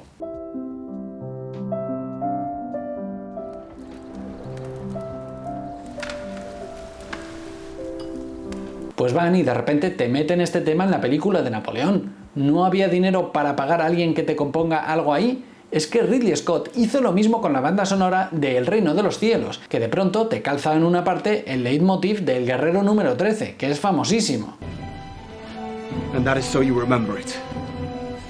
Rise and knights. Si os habéis ahorrado dinero en el guión, porque a mí no me engañas, esto lo ha escrito ChatGPT, pues al menos pon un poco de esfuerzo en la música, que es muy mediocre, y cuando está bien es porque no es original. Igual por eso Napoleón se tapa los oídos todo el rato, para no tener que escuchar este despropósito. En resumen, ¿cuál es el fallo histórico de esta película? Pues la propia existencia de esta película. Y quizás lo bueno es que para alguien con insomnio pues le ayude a dormir. No, en serio, creo que hay cosas buenas, como la fotografía, que está bien, aunque adolece de esa oscuritis, como digo, pero esto ya es el cine moderno en general. La batalla de Austerlitz no tiene nada que ver, pero está bien verla. Y no sé, el sonido suena bien, y no hay ruidos cuando hablan, y los actores vocalizan bien. Esto último es algo que no ha llegado a gran parte del cine español todavía, así que no sé, supongo que está bien. Otro aspecto de la película es que probablemente los extras se lo pasaron muy bien durante el rodaje de las películas, así que cuanta más diversión haya en el mundo, mejor. Y también se ven muchas banderas francesas, lo cual está bien si eres francés. 200 millones se dejaron en esta película. Me podrían haber dado alguno a mí y que se cumpliese mi sueño de tener una casa con chalet y una habitación ambientada como una taberna medieval para poder grabar ahí vídeos tan currados como este y a lo mejor incluso echarme ahí partidas de Dungeons & Dragons, poniendo armaduras y todo. Como no me van a dar ningún millón, pues espero que tú colabores con este canal pasándote por el Patreon. Una vez al mes elegimos qué temas traemos al canal, qué película, qué serie, qué videojuego, qué música, en fin, con qué podemos aprender historia, y si el canal va bien y es apoyado, pues puedo salir con toda esta parafernalia tan divertida que espero que os haya gustado. Así que te recomiendo que pases por el Patreon, y si no quieres Patreon, puedes compartir el vídeo con algún amigo tuyo que sepas que le gusta la historia de Napoleón, que le gustó esta película porque tu amigo está loco y no tiene ningún criterio y no tiene ni buen gusto, o con alguien que sepas que le interesan las batallas en la nieve. Y también me puedes seguir en redes sociales para saber qué se cuece, que voy a traer al canal, y en mis directos de Twitch. Muchas gracias a todos los que habéis visto este vídeo y habéis llegado hasta aquí. Muchas gracias en especial a los Patreons que apoyan el canal aportando un poquito al mes para que me mantenga a flote haciendo este tipo de vídeos que me cuestan tanto, pero que los disfruto mucho. Y muchas gracias en particular a los Patreons que veis en pantalla. Ellos son los que más esfuerzo hacen para que el canal se mantenga a flote. También puedes apoyarme comprando mi novela La calle de las mentiras, disponible en amazon.es y .com. Nos vemos próximamente.